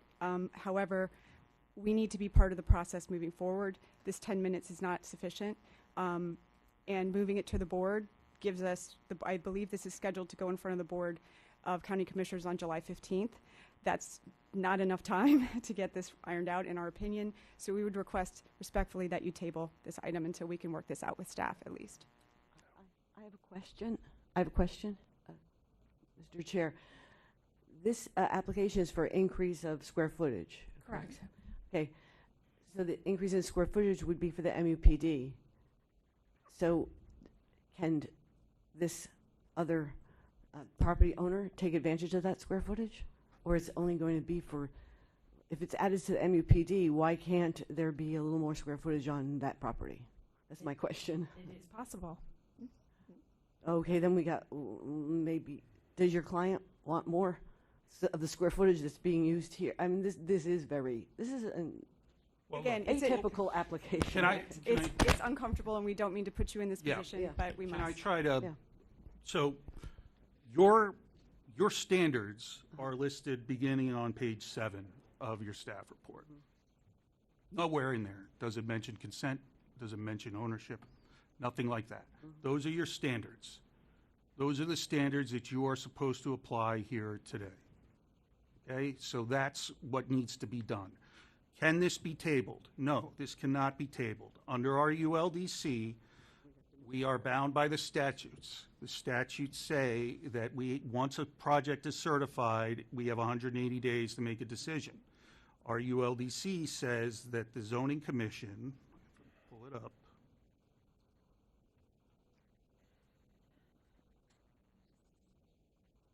Zoning Commission may consider an application be remanded, continued, or postponed when a decision can be rendered within the time frame enumerated in the Florida statutes, or if both parties agree to a reasonable request for an extension of time. If there is no mutual agreement for a time extension, the application shall move forward with a recommendation by the ZC.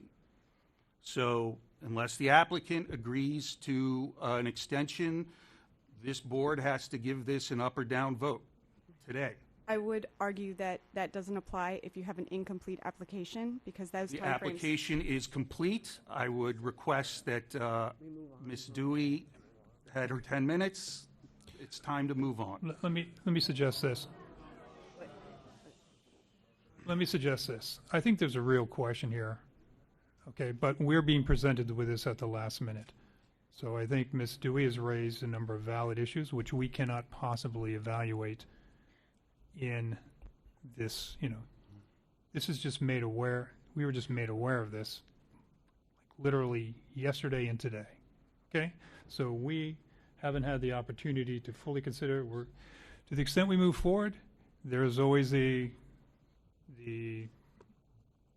issue as to whether anything we do will be valid or invalid, because if Ms. Dewey's correct, then we've considered something that her client hasn't consented to. So what we'll do for the day, though, I think we'll move forward. We understand her objection, and we will hear the evidence, and we will see how this goes forward. Thank you. Okay. John Eubanks and Christina Reichert, they each have 10 minutes. They represent. I think I forgot what I was going to say. No. So for the record, John Eubanks, 605 North Olive Avenue, and I have the privilege to represent Arden Homeowners Association. When I first took on this project, I went out and I looked at Arden. That is a nice place. For those of us who want to escape the chaos of downtown and most of it, move out to the country, go west. It's a beautiful place. It's open space. It has lakes and everything you would want, except for now it's being threatened by an AI center. So, and that's also, all the residents, of course, are very worried, but they're also worried for their children. Look, Saddleback View Elementary School is very, very close. And not only that, and I know the Board of Education had written a letter, but I attached also one from the certified... Mr. Eubanks, could you speak closer to the microphone? Oh, sure. Sorry. So I had also attached a letter from the CTA, which is Certified Teachers Association, saying they object to it because these are all the bad things that can happen to the children. So part and parcel of this is Arden sitting here looking at it, and they're going to, and Mr. Cox put up a nice presentation, and they're sitting there going, what if it doesn't work? That's a problem. But moving to the next thing, I have another potential due process issue. This morning we were given the changes in the actual language, an amendment today, and part and parcel of it was, most of it was actually about Project Tango, the noise issue. The noise issue, this is one that we've asked over and over and over again, can we see your study, can we see your study, can we see your study? And at the BCC, last time they were there, said, we want you to give them a study that is complete and not just, here's your study, here's your background, and then there's nothing, where's the meat to it? Where is all the calculations? And you don't have the methodologies, you don't have or any of the actual calculations to get where they got. They have, hey, here's my noise application. Oh, and look at this, it actually fits. But how did we get there? As my third grade math teacher says, it doesn't matter if you don't do the math and you don't show your work. That's what we've been asking to get for a long time. Now, why is that important? It really shouldn't be. Today, you don't have competent, substantial evidence that what they gave you has any basis or backup in it. Not at all. So how do you move forward on that issue as well? Now, of course, this is just an incredibly important issue because we're sitting here talking about light industrial and heavy industrial, and we're going back and forth and back and forth. But of course, and we've talked about it before, light industrial is something that's not likely to cause undesirable effects outside of the property. Heavy, industrial is obviously the opposite. The one thing that people keep pointing to over and over and over, you got large cooling towers and you got some really big fans, 600 of them, that are going to be moving and making noise. Now, I can go out and get somebody who summarily tells me that's not a problem, and here's where I can show you where we think we meet the standards. Or we could actually go out and then give you all the backup data and everything else that we've been asking for a long time. So we have another issue here today is how do you move forward? Or is it just plain you have to deny because you're missing competent, substantial evidence, the backup that we've been asking for to show that the noise doesn't affect the community? And that's a big issue. So from the second issue that we are looking at, I'm always looking at what I call the unintended consequences. And part of what was shocking to me as I was reading the staff report the other day, and it said something out loud that I'd always wondered about. We're talking here today, and we're talking about, well, we're looking at the master plan, we're looking at the master plan, we're looking at the master plan. And we put numbers. We put numbers beside things. We put numbers for, gee, we've dropped down our ask for the computer data centers from the 1,340,000 to 1,030,000 or whatever. But that doesn't really mean anything. That's what really shocks me, because then you put in what you want for warehouses. So when you actually go and do the site plan, you can move them all around. They're all permitted uses. So what you could do is you can take all the warehouse square footage and turn it into computer data. And once you do that, then you're really going down the wrong road, because then you would have the following. You would have people going out and basically going, oh, well, if that's what we can do, we'll just put anything we want to in the overall plan, and then we'll come back and we'll go look through this. But what shocked me was the staff report admits it. It says, as a result, 100% of this property could be used for data center processing in the future. That means if that's true, and if you also then say, well, it's light industrial, which we think it's wrong just as a practical matter, not to mention under your code. If you do that, then anybody who has warehouse space and it's in the right zoning, or you change it to the right zoning, can come in and say, well, I want AI data centers as well. That's a slippery slope once you go down that road. It's not really what it was intended for, and it's not really what it should be used for, is proliferation of data centers that are really don't fit where you're going to put them. And if you would go on with heavy industrial, right, then you would have them placed where they're supposed to be. I mean, I just found out, just from a practical matter, I ran this by somebody the other day. I said, okay, what do you call a project that has 45 foot story buildings, 75 foot story cooling, 600 fans to cool off computers that have chips that run too hot and that create all this heat that we have to figure out what to do with either the water or how to keep them cool? And I said, is that a light industrial? No. Light industrial is what your code says, which really talks about, even your comp plan even talks about things like data retrieval, data servers, cloud storage, where you're actually just going and retrieving things. back and forth. In 2016, that's all we had. We talk about 2016, we talk about plan, and we say, gee, what's changed? Well, what's changed is there were no hyperscale AI data farms because there wasn't any AI at that time. So yes, of course they're antiquated, they're out there, and what we keep doing over and over again is saying, well, we'll find a way to shoehorn this in here. Look, there's a word I like. Let's point at that word and let's say it's light industrial. But as a practical matter, everybody knows it's not. It's massive amounts of energy, way past what everybody expects, and it's massive amount of water too. There was a water calculation in here just supposedly for the warehouse that says they're going to use 314 ERCs, which I found out was 5,600 gallons per day in this case, right? And they're going to do that, and they're going to use that for per month. We got to 1,760,000 gallons per month, right?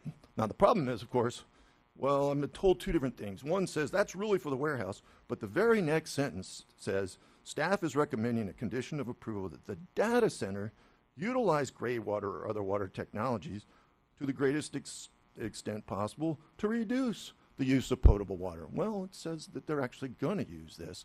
So we got a conflict there. So you don't have, again, competent substantial evidence on some of these issues. Now, I know I have only a short period of time, but let me go, and I want to talk real quickly. The EDC thing, everybody talks about EDC, and that is a problem. Look, in 2016, this applicant asked to be put into EDC, knowing that it was supposed to be an employment center, knowing it was supposed to bring jobs from 3 different cities, from the Tri-Cities or out west. They did that knowingly because, hey, warehouse was where it's at, and we can get an EDC, right? Now, the problem is what we're finding out is that, well, EDC with AI, you don't need people. You don't need a bunch of people. You already took away a ton of parking spaces in these last times because there's no people, and some of them, when there are, they're just working remotely. And if that's what it is, then again, this project it should not be an EDC. It should be in a heavy industrial space where the EDC only allows light industrial. So we're sitting here going around in circles, but these are the major issues. And it seems like, one, we don't have enough, obviously, information to make that determination as to the noise.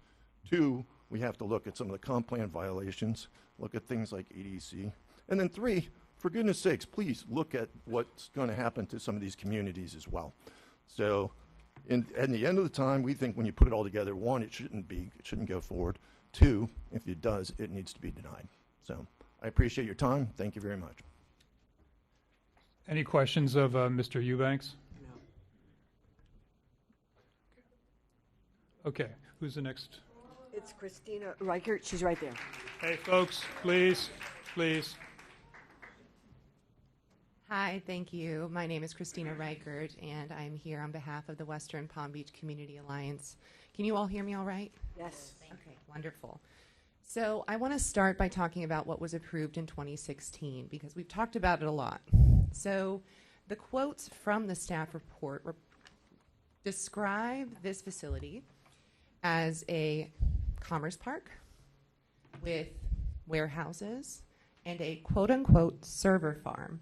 Now, this is a point of distinguishment I want to make. There's a significant difference between a server farm and an AI data center. In Florida, we have over 200 existing server farms across the state. They are very common use. They are light industrial. They are around 5 times smaller than Project Tango, even under this smaller footprint of about 1 million square feet. They require about 17 times less electrical power than Project Tango would require. They do not require advanced cooling technologies, and they have little to no impact on surrounding communities. Now, what we see in an AI data center is this type of facility is not providing cloud computing, is not a place that just stores information and then people can access it remotely and go about their business. It's not mission critical infrastructure. An AI data center is used to power things like Grok or ChatGPT. Now, Mr. Cox mentioned an AI data center in Memphis, and I want to point out one thing that I think is really important when you're thinking about this process.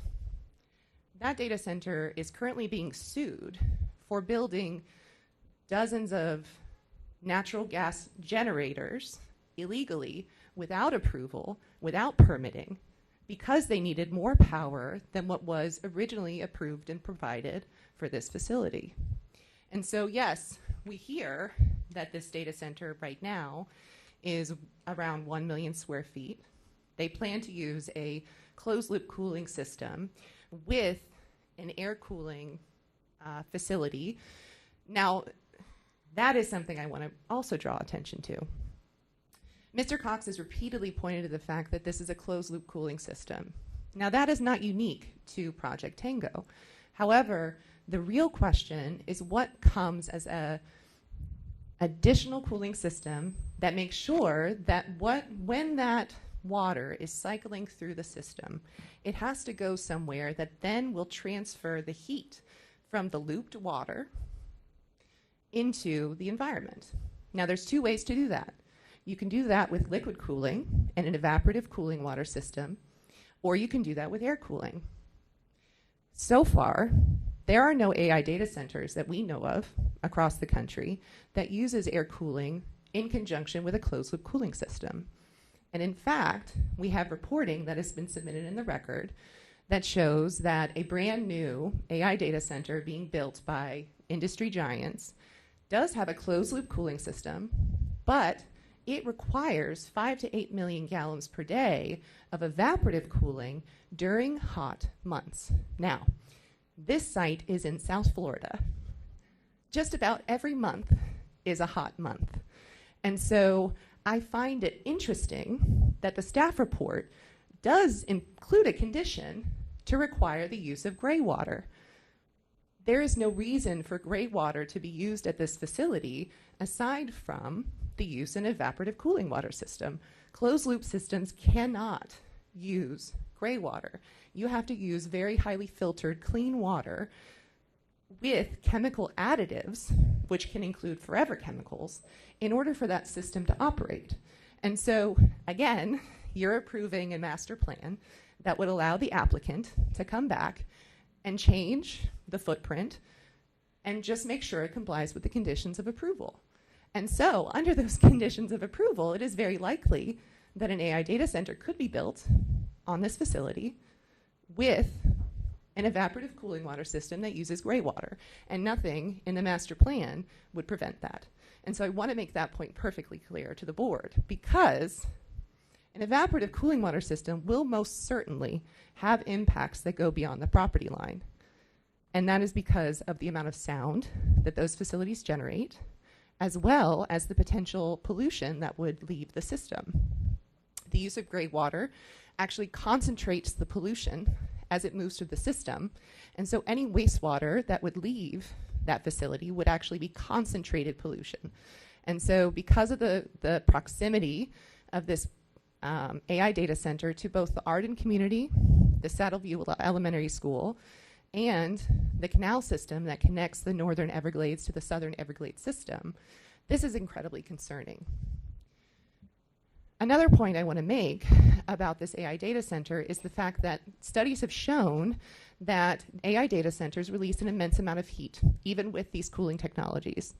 And they've shown that they have a heat island effect. So what that means is around an AI data center, the temperature of the surrounding areas up to miles away can increase in degrees of temperature, 5 degrees of temperature hotter. Again, that is an impact that would cross the property line, period. And we have not seen any analysis or evidence provided by PBA Holdings to show that that would not occur. Another important impact from that is not only on the Arden community, which would be in that bubble, but also the canal that connects the northern Everglades to the southern Everglades system. Now, for those of you, I'm a native Floridian, third generation. I'm sure many of you have experienced algae blooms. And you know the impact that that can have on our waterways, the fish kills, the impacts to endangered species. One of the causes of that is increased heat activates the nitric pollution, nutrient pollution in our waters and causes algae to bloom. Now, if you are increasing the temperature of the canal that runs adjacent to PBA Holdings property by 5 degrees in the summer, that canal has nutrient pollution. And so it increases the likelihood of algae blooms in that canal that would then go into the Everglades system. Again, that is an impact that crosses the property lines. The other point I want to make is about the sound study. So we have heard mention of a predictive sound study. Again, as Mr. Eubanks mentioned, we have not seen that study. We have not seen the analysis. What we know is that there is a map that has pretty lines drawn that say at the property line, this is the amount of sound in the decibels that would result. 2 points there. A decibel is a certain measurement in sound that captures high frequency sound levels. One of the biggest concerns with AI data centers is the fact that they produce low frequency sounds. Those are not measured in decibels. So a low frequency sound is basically like a hum, a very low, annoying hum 24 hours a day. Studies have shown that that impacts the well-being of people. And again, this is directly adjacent to an elementary school, and children are most susceptible to this kind of impact. Again, low frequency sound would cross the property line. It actually travels farther than high frequency sounds, and so it has a much larger spread. And the health impacts are just as concerning on people as decibel level sounds. Another point I want to make about this study is it's our understanding that the engineer who prepared it has their license in Australia. And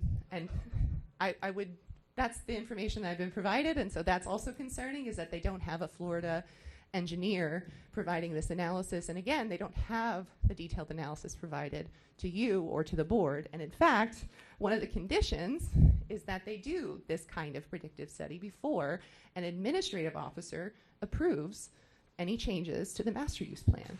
And so again, there's inconsistency in the conditions that we're seeing and the words that are being stated about what this project is going to look like. Now, all of this is important because when the board changed this designation, it zoned this land as a multi-use planning development and an economic development center, and it is in the Glades Area Protection Overlay.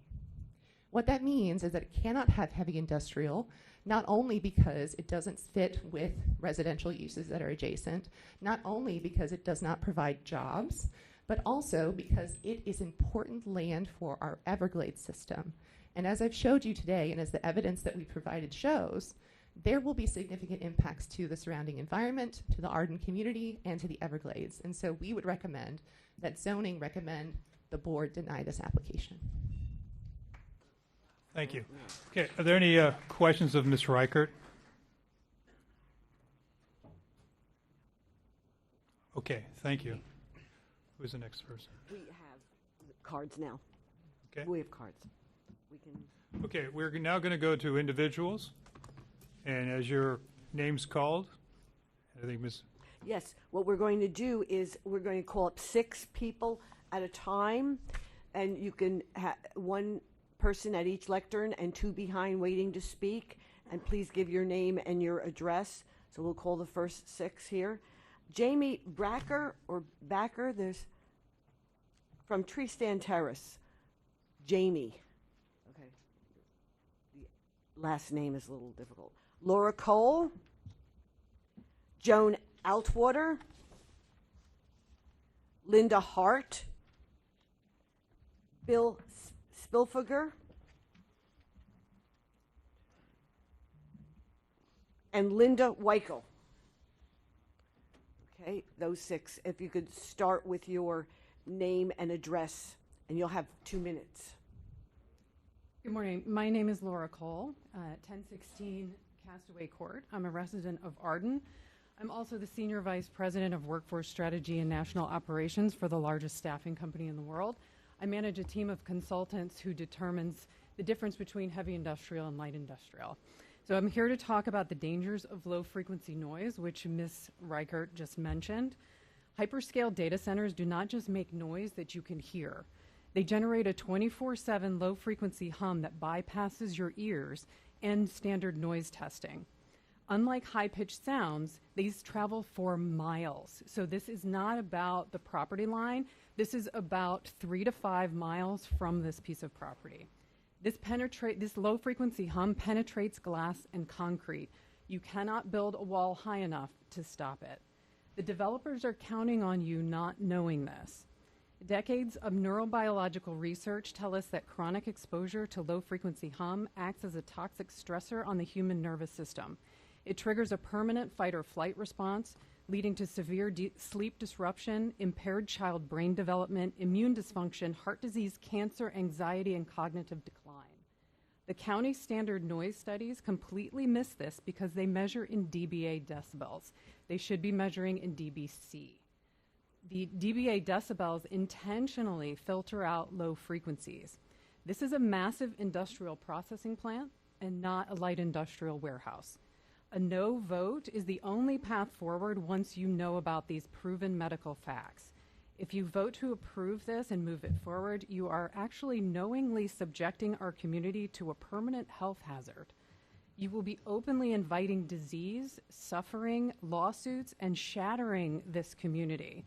I urge this commission to protect our residents and our children, and please do not condemn us to this. Thank you.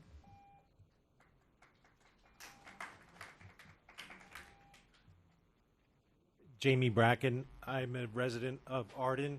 I'm at 19624 Tree Stand Terrace. My biggest concern with the project is certainly the health and the safety of our community, all the noise that's going to occur, everything that's been stated thus far. Truly, we have a great group of people here, and thanks to everybody for showing up today. My main concern is what most people have already pointed out, is that this is definitely a heavy industrial use. We have the excessive power consumption, the water, the impact to other properties that are adjacent. We really can't allow that use to occur right next to a school, right next to a 2,300 home community, and nobody in Arden wants it in our backyard. So please, please do everything we can to deny this request and keep our community healthy and safe. Thank you for your time. We're going to also Faye Bernstein and Patricia Hansen. We're going to keep the 6 going, so I'll be calling a person after. Good morning. My name is Bill Spilfogel. I live at 19781 Whispering Creek Road, Loxahatchee, Arden Community. I have one fundamental question regarding this application. In 2016, the County Commission approved this project as an economic development center based on limited light industrial proposal that emphasized employment opportunities and specifically excluded heavy industrial uses. Today, the staff's report acknowledges this development could ultimately become 3.5 million square feet of data center, and that the applicant is requesting a parking reduction from a space of per 100 square feet to a space per 2,000 square feet because the data centers require far fewer employees. My question is simple. At what point does this project become so different in size, intensity, and purpose that it deserves a new public review instead of being treated as another amendment to a project approved nearly 10 years ago? The surrounding area has changed dramatically. There are now approximately 2,400 homes and an elementary school adjacent to the site. A project of this magnitude deserves to be evaluated based on today's community, not the community that existed in 2016. Thank you. Marjorie Perry. Joan Altwater, 9180 Cypress Hollow Drive, Palm Beach Gardens, Florida.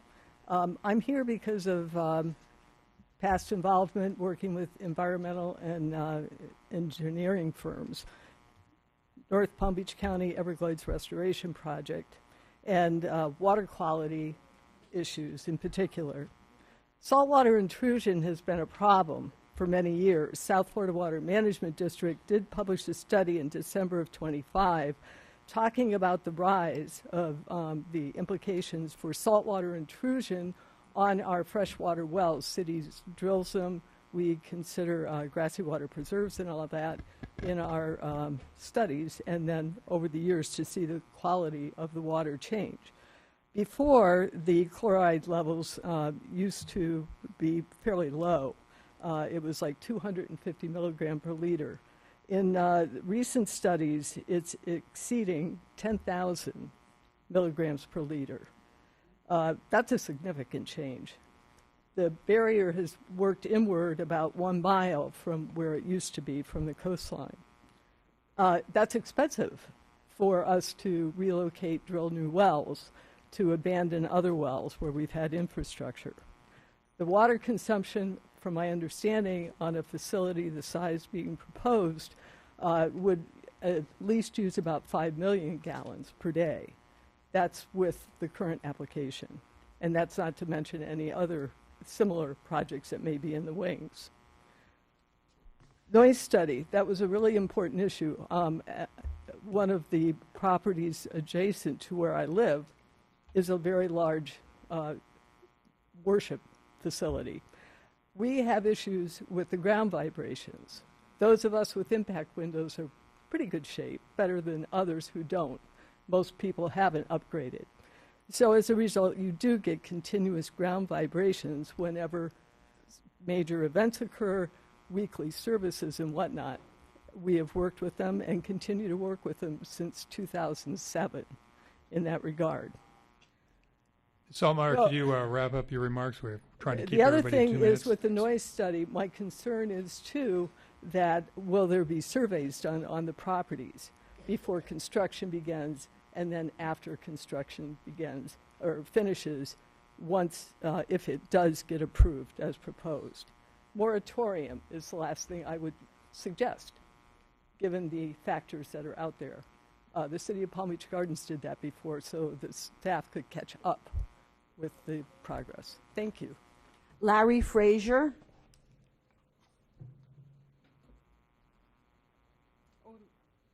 Go ahead. I don't know. Your name and My your name address. is Faye Bernstein on 9759 Saddle Court in Lake Worth. So it was very funny. She just talked about saltwater. And I purchased a book, just got it 2 days ago, just opened up to a page, and it was talking about saltwater. And I just want to read a few lines from it. As long as fresh water is being added in the middle of Florida, the pressure is downward and outward. This fresh water keeps the salt water of the ocean from coming into the porous land, okay? And then it's saying, if, however, groundwater next to the shores is pumped out for use, there's no water pressure to keep the seawater out, and then it comes in. And after I saw this, I looked a little bit on the internet, and it looks like the USGA has been looking at Dade County because it's getting into the aquifer there. You also have South Florida Water Management, and it's monitoring every 5 years. So there is a problem there. The second, a very serious problem, because when you get salt water, you not only lose your water, all your vegetation goes. So you're going to make this a desert.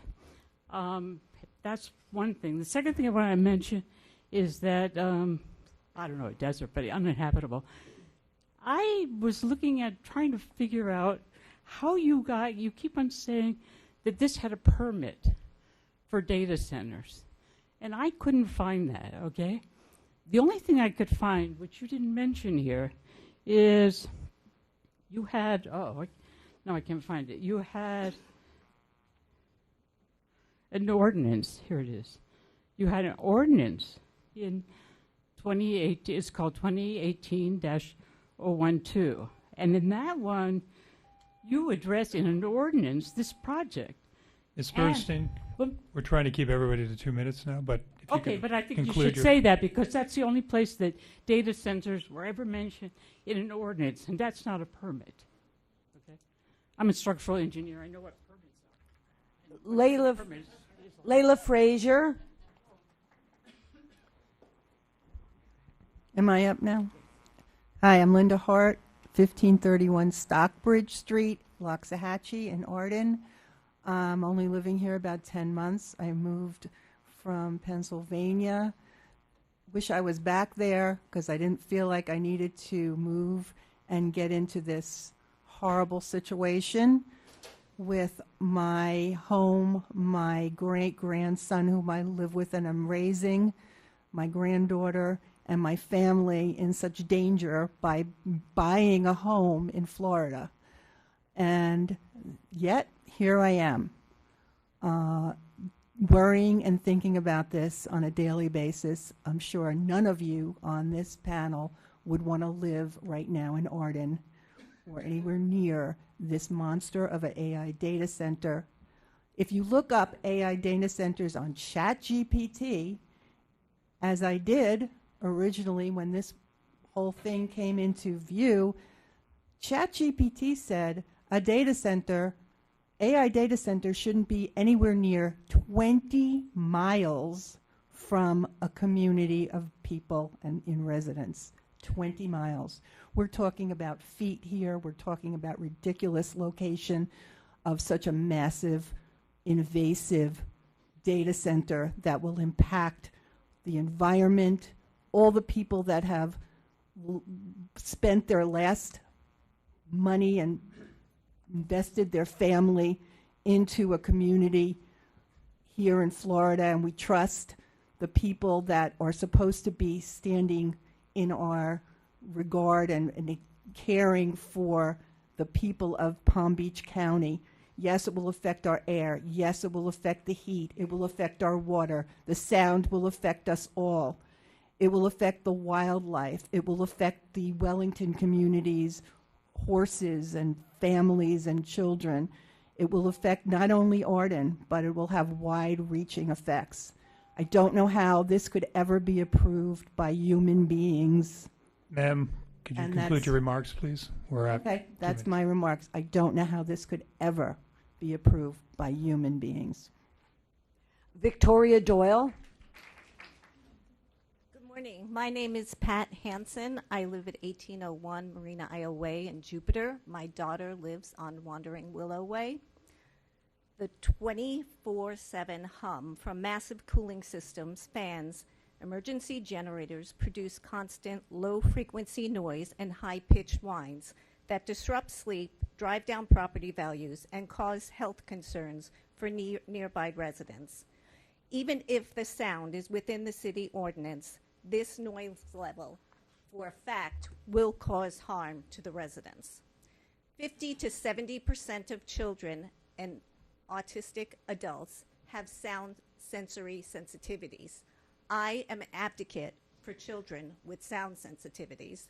I have been trained by the state of Colorado and have been advocating for 36 years. We know as a fact that even a fluorescent light bulb in a room is too much noise for many of these children in order to create a living and learning environment. As parents and teachers, we need to have accommodations for our children and search out communities that will meet our children's needs. Arden was that community for my daughter. Quiet, wide open spaces with nature areas where she could find physical input each day on daily walks and facilities that are not pumping loud or consistent noise into the environment. We checked the zoning of the proposed land behind Arden and was assured it was not zoned for a hyperscale or large-scale data center, but zoned for light industrial. Now Mr. Cox is telling us through his ad campaign that my daughter will be very happy once the data center is built. He said putting 24/7 noise throughout the community and surrounding the Saddleview Elementary School, somehow he believes my daughter's autism will be cured with that data center. The fact is, it will not be cured. She will live a life of stress, unable to care for her children, unable to be a good partner to her husband or to the community. She will not be able to leave her home nor get that important input into her body to modulate her sensory system. Thank you for your time. Marlon Wilhoit. Marlon Wilhoit. I am Linda Weichel. I live at 189 The microphone, we can't hear you. If you could. Okay, Linda Weichel, 18980 Tackle Box Trail. I'm going to go in a different direction. I think of the noise, the water, and the air quality for our animals. This affects them. I mean, I walk my dog every day, and this heat is affecting him already. Can you imagine what is going to happen in the future if we go in that direction? Think of all the wild animals. Look over there at Lion Country, all those beautiful animals, they're going to be affected. So, you know, it's not only affecting people, it's affecting others. Thank you. Hello, my name is Larry Frazier. I'm at 19544 Tree Stand Terrace in Arden. I am a resident, and I'm just, listening to what's going on, what people are saying, what Ernie's saying.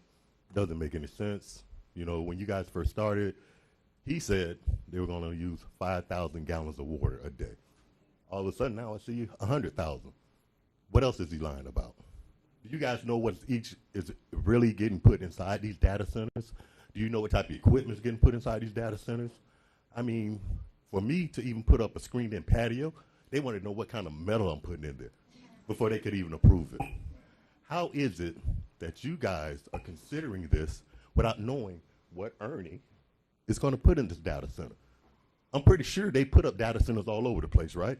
You guys have other data centers, right? Correct?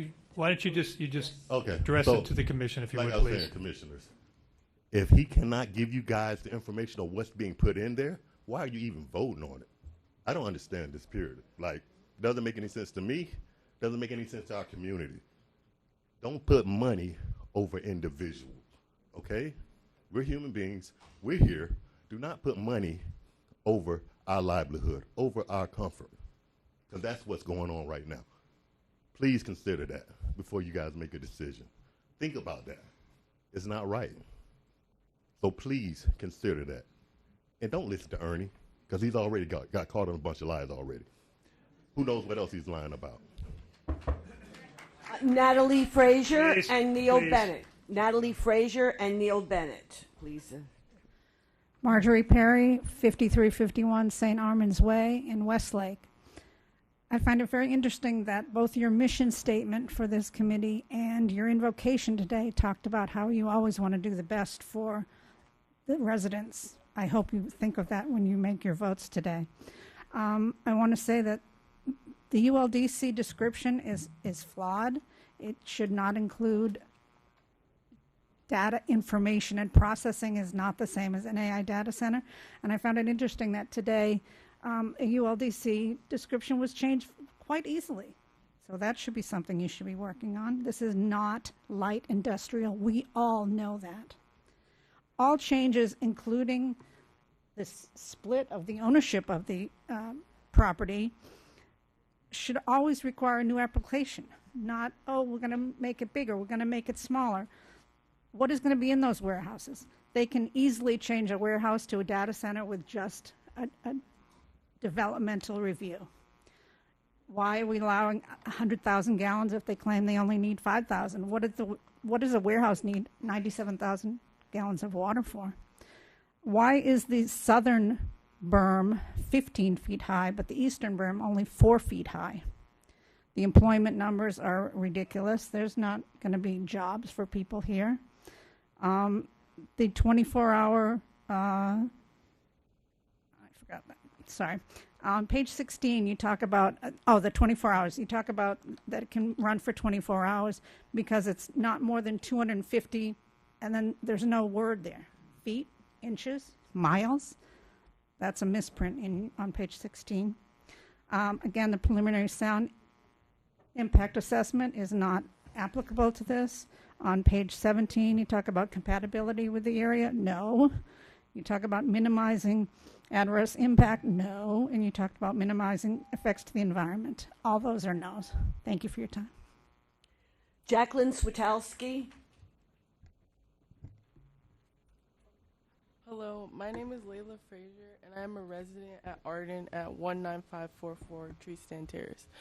I'm also a student at Wellington High School. I'm here today to speak about Project Tango and the impact it could have on students, families, and our community. If this data center is built, many families may choose to move because of concerns about consistent noise, water usage, and the overall impact on our neighborhood. I only have 2 years left of high school, and I don't want to leave my friends, my teachers, or the education I have worked so hard for. I am currently working towards my ACE diploma, and there is no guarantee that another school would offer the same opportunities. I've experienced 4th and 5th grade during COVID, and I know educational disruptions can have lasting effects. I don't want today's elementary school students to face avoidable challenges, such as the noise that is promised with Project Tango. Children deserve a quiet place to learn at school and a peaceful home where they can focus on homework, rest, and succeed. There is other land available further away from homes and schools. I respectfully ask that you stop Project Tango and instead place the data center in a location that will not disrupt families, students, or our community. Thank you for your time. Janice Ridenour. Good morning. I'm Victoria Doyle, a Lake Worth Beach resident, a candidate for U.S. Congress in FL23, and an attorney. We, like everyone around the country, are in the wild west of new technology. Data centers are totally unregulated by Congress, and the EPA has affirmatively refused to regulate the environmental impacts of data centers. Many around the country argue that hyperscale data centers are de facto heavy industrial because of their scale, power and water needs, noise, and infrastructure footprint, though the emerging best practice in zoning guidance is to treat data centers as their own category. For this reason, we need a state moratorium on AI data centers until the health and environmental impacts are better known, until the facts of AI supply and demand are better known. We may be in an AI boom that may bust. 2 final points. AI and AI data centers are not employment opportunity technologies, they're job killers. And the NDA, non-disclosure agreement, hiding the identity of the owner of this development violates the United States Constitution's First Amendment. We cannot petition the government about our grievances when we do not know who is building this, and we cannot be informed voters when we do not know to whom the owner is pumping campaign money. Thank you. Jamie Rodriguez. Again, folks, I'd encourage you just to hold your comments, let the people speak, because we have to listen to what people are saying, okay? Thank you. Good morning. My name is Marlon Wilhoit. Although many have spoken on the effects that it will have on the environment, I'd like to speak about the mental effects that these AI data centers will have on our children. I am 18 years old and graduated high school in 2025 and have seen the effects that AI has had on our learning firsthand. We used to take pride in learning things, come home and brag to our parents that we had learned things, but AI has become so pervasive that it has aided the need of this generation to just get by. As someone who has seen it firsthand, students are pasting their work into AI while teachers are using AI to make their work in the first place, and any use of human thought is being eliminated. Literacy rates are dropping, and when the country is enabling these AI companies to grow right in our neighborhoods, how can we expect them to not continue dropping? These kids will grow up to be our next generation. Doctors, pilots, lawyers, engineers. If our kids learn, if all they learn is how to prompt an AI and are growing up with it less than 2,000 feet away from their school, there is no way we can expect our kids to be prepared for their future. I cannot imagine a world where AI was that intertwined in my life, especially at that young of an age. And the next generation shouldn't have to either. That's all I have to say. Thank you. Dr. Brooke Coslet. Good morning. My name is Natalie Frazier, and I'm a resident of the Arden community, 19544 Tree Stand Terrace. And before my current career, I worked in the Florida homeowners insurance industry from time of Hurricane Katrina and Wilma until my daughter was born in 2009. And during these years, I witnessed firsthand how catastrophic events changed Florida's insurance market. I saw insurance companies tighten underwriting guidelines, homeowners struggle to obtain and keep coverage, premiums increase and carriers become far more selective with risks that they were willing to insure. That experience is exactly why, before coming here today, I carefully reviewed this commission staff report, and I did not find any analysis addressing homeowners insurance or whether this project could affect the availability or the affordability of coverage for the surrounding residential communities, or if the county sought input from the insurance industry, insurance actuaries, the professionals who evaluate the price and the risk, or the Florida Office of Insurance Regulation regarding whether this project could have insurance implication for nearby homeowners. So I respectfully ask, has the Palm Beach County consulted with homeowners insurance industry, insurance actuaries, or the Florida Insurance Regulation? If that analysis has been completed, where can we find that for public review? And if it has not, why wasn't it considered before recommending approval for this project of this magnitude? If this project were proposed next to your home, to your children's school, would you feel comfortable approving it today without knowing the answers to these questions? I'm not asking you to have all the answers today. I'm simply asking you to make sure that these questions are answered before a decision that will affect the community for generations to come. I also wanted to mention, because I was listening to, I guess our buddy Ernie here, about how there's going to be hundreds and thousands of dollars for the for the county. What about the hundreds and thousands of dollars that the homeowners will lose in our values for our homes and us having to move? So I moved in 2020. My rate is 3.5. If I have to go buy another house, it'll be a 7%. So we will lose money. Thank you. Ketham St. Hilaire. Hi, my name is Neil Bennett, 1384 Sterling Pine Place in Arden. And before I get into the facts, because I understand this is a quasi-judicial hearing and facts is what it's all about, I want you to understand my why. Maybe hard to see. This is my 18-month-old son, Gabriel. And he's my why. He's why I'm here today. The facts are simple. The 2016 definition of a data center, which was already approved, is not even close to what a modern hyperscale AI data center is. And Mr. Cox admitted that modern hyperscale AI data centers around the country are heavy industrial uses. A heavy industrial use is not compatible to being within hundreds of feet of an elementary school and hundreds of feet of homes where children and adults live. Bottom line, commissioners, you should be recommending to the county commission that they reject this plan. And frankly, the county commission needs to take a hard look at what a modern hyperscale AI data center is, define it as a heavy industrial use, and limit it to areas where heavy industrial uses are appropriate. Thank you. Debbie Murphy. Hi, my name is Jacqueline Switalski. I'm an Acreage resident at 12248 79th Court North. I don't have too much to be able to provide today, but I would like to say, as we, the people that are seen here, as well as everybody that was at the previous meeting back in April, this is not something that we want. I feel like it has not been thoroughly vetted to be able to showcase as to why it should be present, where it is going to be put, and it's something, especially with not having any solid concrete evidence about the noise study, as multiple people that have much higher qualifications than I have stated today, it is not something that has ever been publicized for us to be able to see.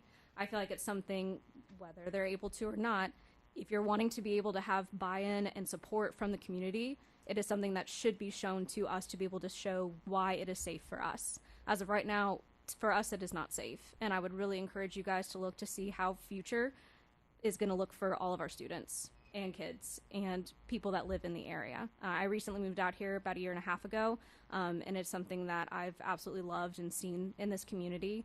And I really would encourage you guys to consider declining this, and hopefully this will not move forward. Thank you for your time. Sue Ellen Loisel. Good morning, Commissioners. My name is Jamie Rodriguez. I'm here on behalf of the Western Palm Beach County Alliance and an Arden resident. This commission has an incredibly important recommendation that needs to be based on competent, substantial evidence. It is the applicant's burden, which I submit they have not met. The staff report, respectfully, due to its code limitations, is breathtakingly deficient. There is no discussion of the gigawatts of power usage.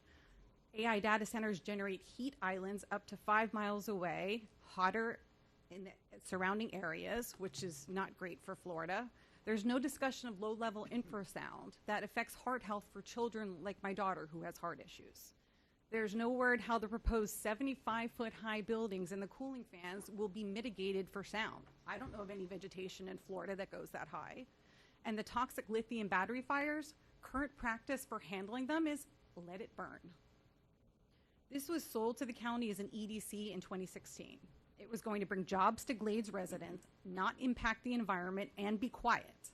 EDCs require parking because hundreds of people actually work there.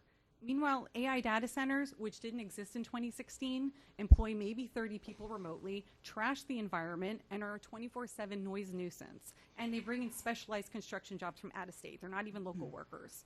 The applicant is attempting to variance its way into an otherwise unapproved property use. Light industrial under the ULDC does not create negative impacts on immediately adjoining uses or result in dissemination of noise, vibration, light, or other objectionable effects beyond the boundaries of the lot, whereas heavy industrial has effects beyond its property boundaries, which AI data centers do with their sound, heat, vibration. AI data centers are new and the code has not caught up with the technology. As Commissioner Mendoza stated at the last meeting, this has the makings of a Netflix series, and I would add, the bad kind. I respectfully say this vote is premature and to please deny the request. Joni Riley. Good morning, Commissioners. My name is Janice Ridenour. I'm the president of the Western Palm Beach Community Alliance. I am here today because this is not simply a vote on one project. It is a decision that will shape the future of land use planning in Palm Beach County for generations. A hyperscale AI data center of this magnitude brings constant industrial noise and potential for water pollution, affecting access to clean drinking water, significant public safety concerns associated with large-scale lithium batteries systems, and other impacts that extend well beyond the property line into our neighborhoods, schools, and natural environments. The impacts of this facility, not just its footprint, should determine how it is classified, whether that means classifying these facilities as heavy industrial or creating a new land use category for large and hyperscale data centers. Our code must reflect their real-world impacts because these facilities represent an entirely new form of development that our zoning code was never designed to address. For these reasons, I respectfully ask you recommend to the Board of County Commissioners to deny PBA Holdings' application. This proposal is incompatible with the intent of the MUPD, EDC, and GAPO designations and does not fit within the county's data and information processing use. Today's decision will help determine the future of land use compatibility in Palm Beach County. As technology evolves, our zoning code must evolve with it. Yesterday's land use categories cannot adequately regulate tomorrow's industries, and once this is precedent is set, it cannot be undone. On behalf of thousands of residents we represent through the Western Palm Beach Community Alliance, I respectfully ask that you also recommend the Board of County Commissioners direct staff to begin developing a modern land use framework for large and hyperscale data centers, one that supports innovation, promotes responsible development, and protects the health, safety, and welfare of Palm Beach County residents. Thank you. Elizabeth Accomando.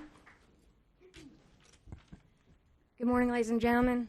This is a land use fight, not an anti-tech fight. Can you please state your name and your address? Sorry, I'm Dr. Brooke Goslett, 5409 Macoon, Macoon Way, Westlake, Florida, 33470. All right, this is not a land use fight. This is, let me start over. This is a matter of a data center that belongs in an industrial zone not adjacent to residential neighborhoods. This is about compatibility and siting. All right, let's talk legal procedural arguments. Burden of proof is on the applicant, not residents. The developer must show compatibility, safety, compliance, and minimal impact with competent substantial evidence. Unanswered questions equals burden has not been met, therefore grounds for denial. Children are legally, environmentally recognized as sensitive receptors, warranting heightened caution. Decisions should not be made under significant uncertainty, so therefore we should err on the side of caution. Approval is effectively permanent. The facility cannot be undone once built. Safety and welfare of the people. Now let's talk about neighborhood compatibility. Facilities operates 24/7, 365. Functions as industrial infrastructure, not office use. This is a direct conflict with reasonable expectations of residents who bought into a residential community. Multiple past revisions to the proposal raised doubts about what is actually being approved.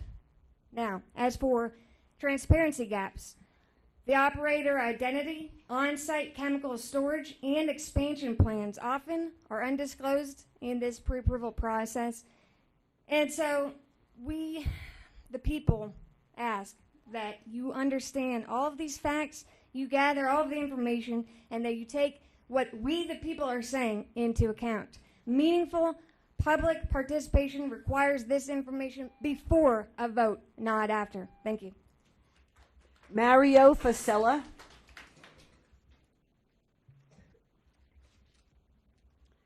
Hello, my name is Sue Ellen Loisel. I live at 19711 Weathervane Way in Loxahatchee, Florida.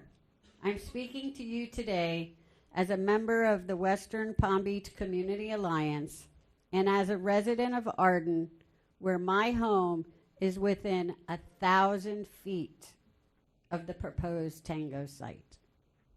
I'm asking you to deny PBA Holdings' application. The project is not just a technical zoning issue for me. It would affect my family, my health, and the neighborhood we call home. My biggest concern is the noise. This would not be occasional noise or something that happens only during construction. A data center runs all day, all night, and every day of the year. For people living nearby, that means constant industrial noise from equipment, cooling systems, power systems, and generators. I also have a hearing issue and tinnitus, so this is very personal to me. Constant noise this close to my home will affect my sleep, my health, and my quality of life. And it would affect my family too, as well as the community where I live. I am also concerned about the air pollution. Power generation and backup systems release pollutants like nitrogen oxide and particulate matter, which are linked to respiratory illnesses and heart disease. When a project is this close to homes and families, those risks need to be taken seriously. Water and environment are another major concern I have. Large cooling systems use significant amount of water, generate wastewater with pollutants, and such as nitrates, nutrients, heavy metals, and industrial chemicals. Some systems also use chemical, including pesticides and PFAS, also called forever chemicals, which are linked to serious health risks. I do not believe that this type of AI can you wrap data up your center- comments, please? We're Yes. trying to keep everybody to 2 minutes. Okay. Thank you. Yes. For these reasons, I want you to deny this application. Please protect our health, our safety, our quality of life, and the environmental future of Western Palm Beach County. Thank you. Linda Smith. Good afternoon. Good afternoon. Kev from St. Hilaire at 1314 Timber Reef Trail, Loxahatchee. I'm an Arden resident. I'm here today because this project represents an unprecedented industrial intrusion into the residential and school zone. A hyperscale AI data center, the size of 1.3 million square feet, up to 7 storage tall, has never been placed this close to our homes and the school anywhere in the United States. And yet, what is being proposed here in Palm Beach County. This is not a routine data center. It's a heavy industrial data center, industrial facility with continuous noise, massive electrical demand, diesel generator emissions, and 24/7 mechanical operations. Calling it light industrial is simply inaccurate and inconsistent with national zoning standards. Let me be clear about who is affected within a 3 to 5 mile radius of this site. There are 60 to 80,000 residents. This includes Arden, Westlake, the Acreage, Loxahatchee, and parts of Wellington. And just 1,600 feet away is Saddleview Elementary School, filled with children who will be most vulnerable to this industrial pollution. I want to also briefly explain the pollutants that this facility will generate.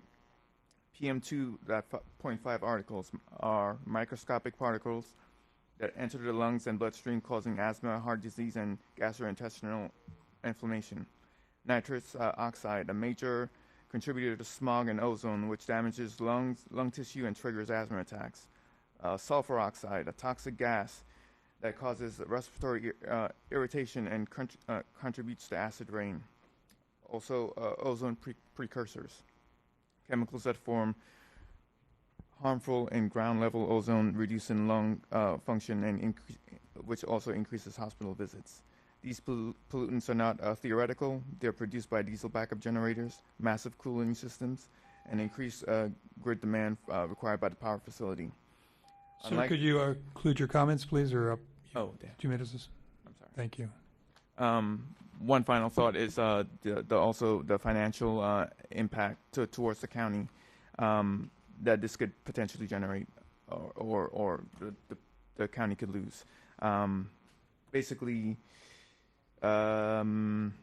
it's estimated about the county could lose between $4 million to $80 million dollars a year over the course of 20 years, and what the county tends to gain from the data center, it's basically less than that. So, with that said, I ask you to reject approving this measure.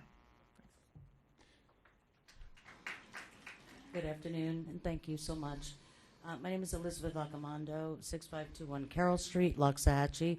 I'm also the board president of Indian Trail Improvement District, and we did send a letter, and we never heard from anyone. None of our concerns were addressed, nor has either applicant come to us with any of this, including our commissioner, who now is unable to represent us.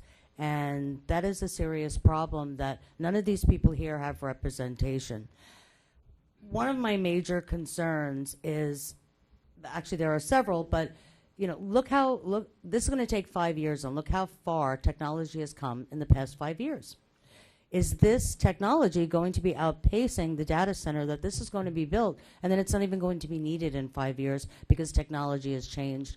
I'm hearing that there's a developer that's putting the data centers directly on the homes, with that, removing the need for these large centers. Now, I wouldn't agree with putting one on my home, but if people want to, they can. So that's a big concern. We know that warehouses are sitting empty, so the odds of these becoming centers, if they're still needed, are very good. And we're looking at another 600 homes being built that's being approved, called Artistry, just next to Arden. So there's going to be 600 more homes that are going to be affected by this. And how did we get here, right? We want to talk about facts. What these folks, I've come from Loxahatchee, we were all there first, but these folks came in later. And this development was approved out of fear. It was approved out of fear because a developer had just gone to Tallahassee to become a city. And the board was afraid that this same thing was going to happen. And they said, okay, let's approve Arden. We don't want another city. This entire area should have remained commercial. So as we sit here and we contemplate all of these things and what we're planning for, we've got to think ahead of the future, because we've got these children here and we're worried about their future as well. So please take this into consideration. Don't make decisions in haste or fear. And let's make sure that we're taking care of all the people while we address property rights for everyone. Thank you. My name is Debbie Murphy. I am at 10262 St. Andrews Road. I am the first vice president of COBRA, the Coalition of Boynton West Residential Associations, which opposes the Project Tango data center as presented at the current site. Ordinarily, COBRA does not take a position on issues outside of its 55 square mile area. But Project Tango introduces a data center larger than those already in Palm Beach County and on a site in proximity of a school. COBRA shares the concerns of the Palm Beach County School District that this location and hyperscale of the proposed Project Tango facility will pose health and environmental risks to the students and area residents. In addition, allowing Project Tango to go forward would set a dangerous precedent for potential future of hyperscale project in other parts of Palm Beach County. COBRA respectfully asks that you deny the application for Project Tango. Thank you. Good morning. Mario Ficella, 1587 Gallup Drive in Loxahatchee. So I have a prepared speech, but I did want to mention I also sit on a state board appointed by the governor, and so I know how you feel in the seat that you are and what you have to consider and the task that's given you. In sitting here and listening through the presentations, and then your question whether or not you have enough information to make a decision, and then the council's advice saying that you need to up or down vote it. I don't think that's necessarily true. You are the board. You have the powers to table it if you do not have, if you're not confident in the information that you have to make a confident decision. And if not, if you're compelled to do an up or down vote, I would compel you to do a down vote because you're uncertain as to the information that has been presented to you so far. With regard to staff recommendation, as a board member, we vote against staff on occasion for various reasons, and I think there's enough fact here to vote against staff recommendation to recommend this project. In fact, I believe that for what the commission should consider is developing stricter siting regulations for AI data centers, and really studying the impacts of this. And then I was also, in terms of the density that's being requested here, it's just, I'm sorry, I'm up, so I won't make that point. But I didn't hear anything about a traffic study, so I was a little concerned about that. But I would recommend that you deny the application. Thank you. Hi, my name is Joni Riley. I live at 1774 Stallion Drive, Loxahatchee. I am about 2 miles. I am in Fox Trail neighborhood. I am a high school teacher, and I am a biology and an environmental teacher. And I am very concerned, mostly with the heat and the water. The heat island is going to be devastating to all of us who live around it. In studies from other data centers that are not in South Florida, where it's not as hot, they say they can reach up to 16 degrees additional heat added with all the concrete, with all the air conditioning, with all the cooling. An additional 16 degrees at 105 degree heat index we have today. 121 degrees is what it will mean in August when these kids go back to school. And we have 115 degree heat index. 131 is what we're going to be. It's not livable. 105 we've had for about 35 days. Those are not livable numbers. To add the amount of concrete, when you add the concrete, you take away the trees. At this point, there's still percolation, there's still drainage at the site.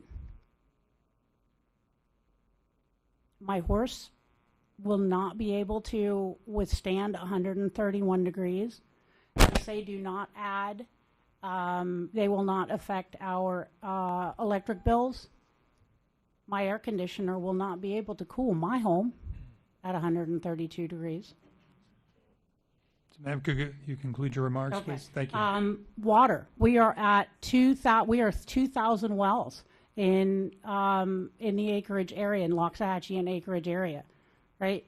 All of this additional water will increase saltwater intrusion. We are also in the ma'am, I'm gonna Everglades have to ask you- protection zone. I've got 2 seconds. Just let me finish. Everglades protection zone. Why are we allowing a hyperscale data center in a federally protected zone? We are at the headwaters. Lastly, there is a nest of a bald eagle's nest about half a mile, maybe a mile from the projected site. And how is this going to affect that bald eagle's nest at 20 Mile Bend? That's my, and please deny.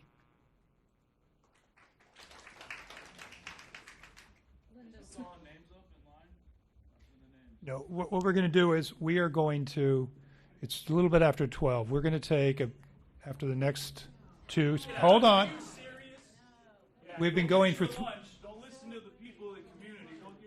would you listen to me for a second? I know what you're about to say. Prove me wrong and tell me you're not taking a lunch break. Go ahead, let's see. We've been going for 3 hours. We're going to take a 30-minute break, okay? Because we've been, On a holiday weekend, 4th of July. guys, Listen. Maybe we should just hear you. That sounds better. you guys, I think we're giving everybody the opportunity to speak, okay? We're going to ask for just a short break to give the commissioners a time to use the facilities, okay? Yeah, heaven forbid the lawyer misses another meal over there.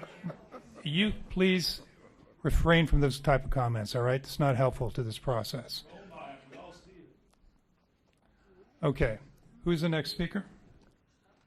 Linda Smith, representing the Sierra Club, Loxahatchee Group, 17976 via Rio Jupiter. Can you hear me? I'm sorry. I'm a short person.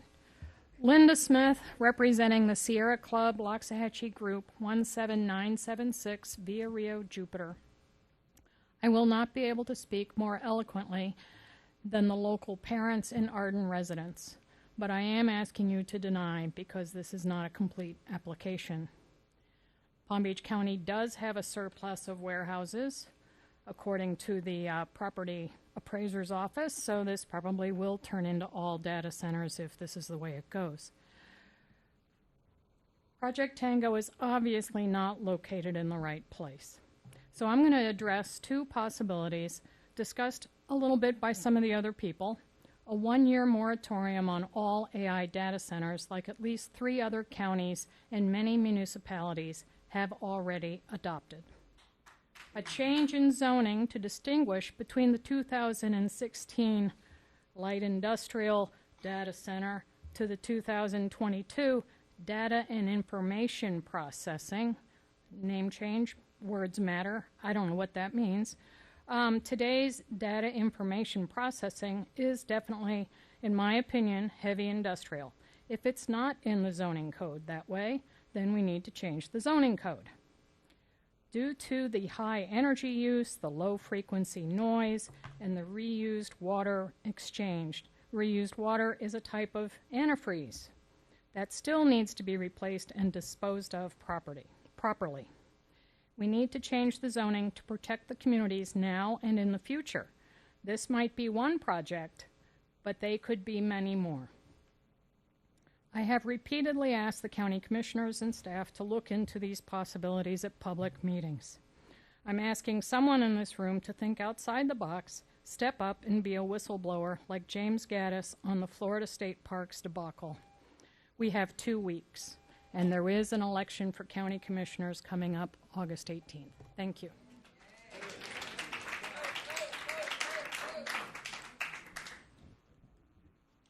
Hello, I'm Dr. Rudolph Tinker. I'm a candidate for Palm Beach County Commission District 6, trying to replace the same commissioner that recused herself from voting on this. Sir, did you fill out a card, sir? I did. Okay, very good. That's I okay. thought you called me. No, go ahead. Go ahead. What's All your right. name? All please, right, I'm again? Dr. Tinker, Loxahatchee resident, and I must say, since sitting here and listening to just the conversation, I support the people in the green, but it really seems like it's policy over people.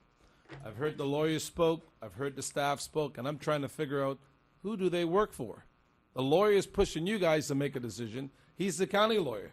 The staff is just totally just continuing to push policy, saying that the policy is there and you guys should make a decision on policy over people. All right? I mean, this is horrible. Okay? You guys are also, I guess, appointed from the Palm Beach County Commission. When Mr. Ernie was speaking, it seems like what he said just blew right over you guys' head. Chair, I give you a clap because it seems like you're the only one that have substantive questions that you ask of Mr. Ernie. Sir, we're not done. We're not done with the hearing yet. So there's going to be a lot of questions for everybody. I know, so. but what I'm saying is he was speaking, and no one had questions. He spoke again. No one really had serious, substantive questions, except for yourself. Okay, this is horrible. When we look at how this country was founded, everything was based on the people. You can't have government without the people. And you guys need to listen to what the people are telling you. If the people are objecting to project, you already have your decision. You already have your decision. There's nothing in policy, not what the county lawyers trying to push down your throats. They're telling you they don't want the project.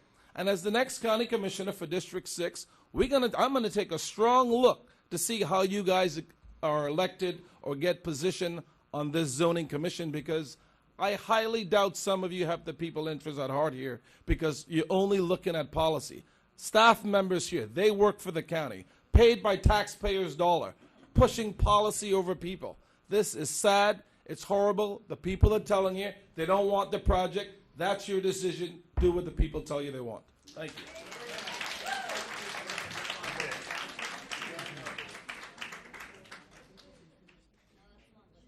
How many cards do we have left? How many do we have?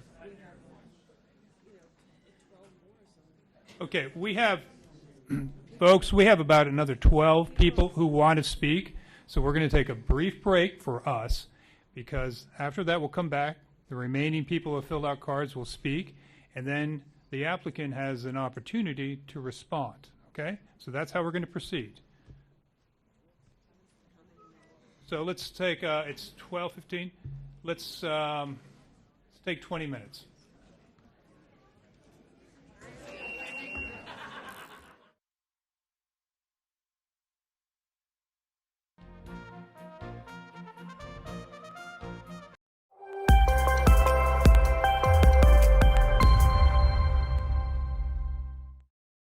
Welcome to Inside PBC, where we highlight what's going on inside Palm Beach County. The countywide transportation master plan is in its draft recommendation.